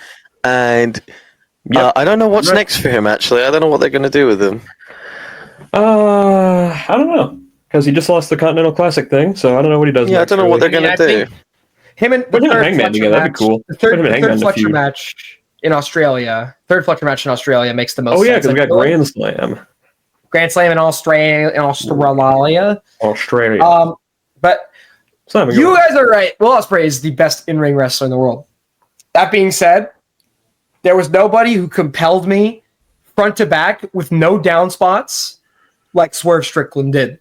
Swerve Strickland is my number 1 because this man, when he first was fired by WWE, completely fucking ridiculously, I add, made it very clear that he wanted to be a star. He bet on himself. And when he came to AEW originally, people were like, it's really cool. He has to tag team with Keith Lee. And then he doesn't do a lot, and it was very worrying. It was like, is this going to be another Malachi Black? Is this going to be another Miro? Is he just going to be another dude? Are you fucking? Everybody's on their phone. Everybody's on their fucking phones for this. We already talked about him. He sucks. Who cares? Shut the fuck up. And then he has the Hangman feud in 2023. Genuinely, okay, cool. Thanks, man. All right, guys, have a good one. I put a passionate. I put a fucking meme at number 3. I put a fucking meme at number 3. Holy shit, I'm so funny. Fidelity tea patties. Continue. Fucking Lucky Charms. Son, we're on time. Let's hurry this up. He just did. He said what? Oh wait. His internet died. His internet died. All right, well, guys. Anyway, Swerve unfortunately passed away. Strickland, good wrestler. He proved beyond a shadow of a doubt he might be, other than Cody Rhodes, the biggest loss AEW has ever had. Genuinely, because not AEW, WWE. Because here's the thing about Cody. Cody went back. Swerve is the figurehead for AEW. He is. I consider him the face of all elite wrestling right now. I do. It's just the way he presents himself. He carried himself like a champion for his whole run. He was so undeniable that they had to turn him face. And when he did, he connected just as much. He wins the world championship. He was great at flipping the switch. Great flipping the kill switch, if you will, because he feuded with Christian Cage. So he flipped the kill switch, dude. Help! Hi, it's me, Simon. She's a machine. Hey guys, I'm playing. Sorry, I got the rapture got me. Sorry, I don't know what happened. Hey. WrestleMania 32. Liam Neeson's War of the Worlds musical got me. Sorry. Sorry. And then by the end of the year, even though he's not world champion and he didn't hold the world title for a very long time, he's still like when he comes out. The whole crowd does that fucking whose house? Swerve's house. The whole crowd is still into him. They have not turned on him yet. He still has the aura. Going into this feud with the Hurt Syndicate, he made Bobby Lashley look like a fucking killer in their match at Full Gear. And now he's moved into this Ricochet thing, and there's a consistent fucking continuity with him. He continues to create his worst enemies. He did that with Hangman. He created the Hurt Syndicate when he rebuffed MVP, and he created this new version of Ricochet. He continues to do that. It's a genuinely great character like hook for him every single time. He remains over. He's a fantastic wrestler. His match catalog this year I think is absolutely unbelievable. We've already talked about the cage match, talked about Ospreay, the Bryan match, of course, and Bryan match. Of course, Bryan is the heart of the match. Swerve is generational as a heel in that match. When he grabs Bryan by the arms and drags him in front of his family, and he starts stomping on his goddamn head in front of his wife and kids, that is top tier heel work. And on top of that, he's so compelling and he's unique. I love Swerve Strickland. I think he was even like the reason why Cody Rhodes, he had the bloodline stuff that kind of dragged him down. Bryan Danielson, he was gone for 2 months, so he couldn't really do it.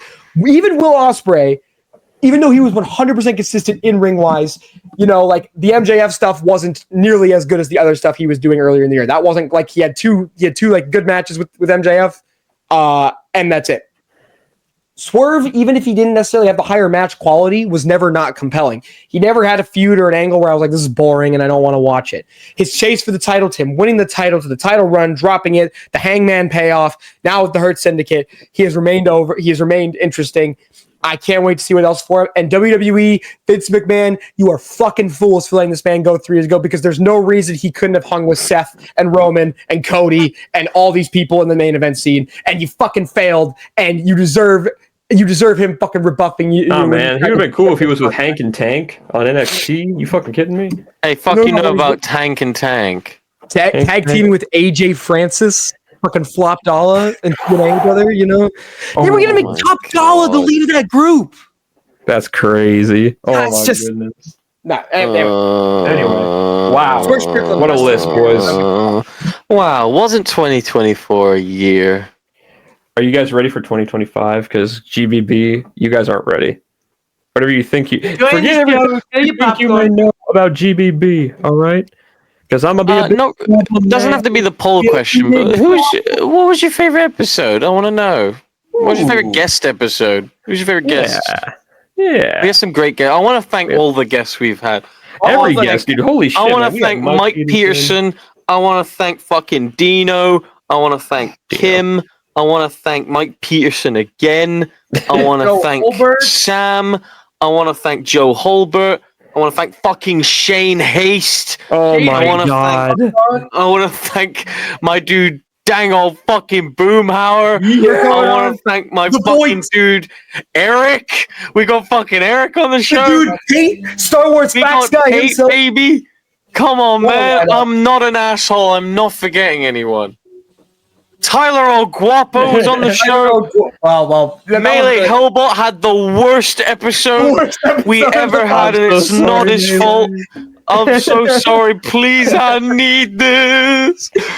Oh man, we should re-upload. We should re-upload that. We should do something with him. We should recreate that episode word for word, like on a script, and then rewrite and re-record it. Put it through ChatGPT. No, I'm joking. Wow, I feel like an asshole. We had fucking BoJack on the show. Dude, one we wanted to get since day one. Yeah, man, that's my dude. We debuted the Hope Spot. We debuted the Hope Spot. We killed Off the Cuff. Where's Off the Cuff? Oh, where is it? Where is it? JB. We just debuted GBB Plays. Yeah, man. We dubbed we have a Whiplash with Sonic Patreon. We have references. merchandise. We have dubs. We're making great moves, man. Oh yes, sir. Where can you get that merchandise? Oh yes, sir. GoonSquadPW.com. Oh wow. If you guys thought the guests that we had last year were crazy, you guys ain't ready. All I'm gonna say is, if you're a fan of Talk Tua, stay tuned. Stay tuned. Look, all I'll say is these guys don't know who I got. I need to ask more fucking people, man. Hold on. Let's just say next week's episode will be undisputed. That's all I gotta say. No. We got Bobby Fish, guy. Yeah. Where's the line? Promo of the fucking year. Where's the line? All right, boys. Guys, we gotta cut this episode. It's time to sink or swim. I think it's time to swim. Actually, I think we all. Yeah, we're swimming. We're swimming like crazy right now. It's 2025, man. I'm ready. Favorite pose at the same time. All of us hit them with a favorite. All right, ready? 1, 2, 3. It's over.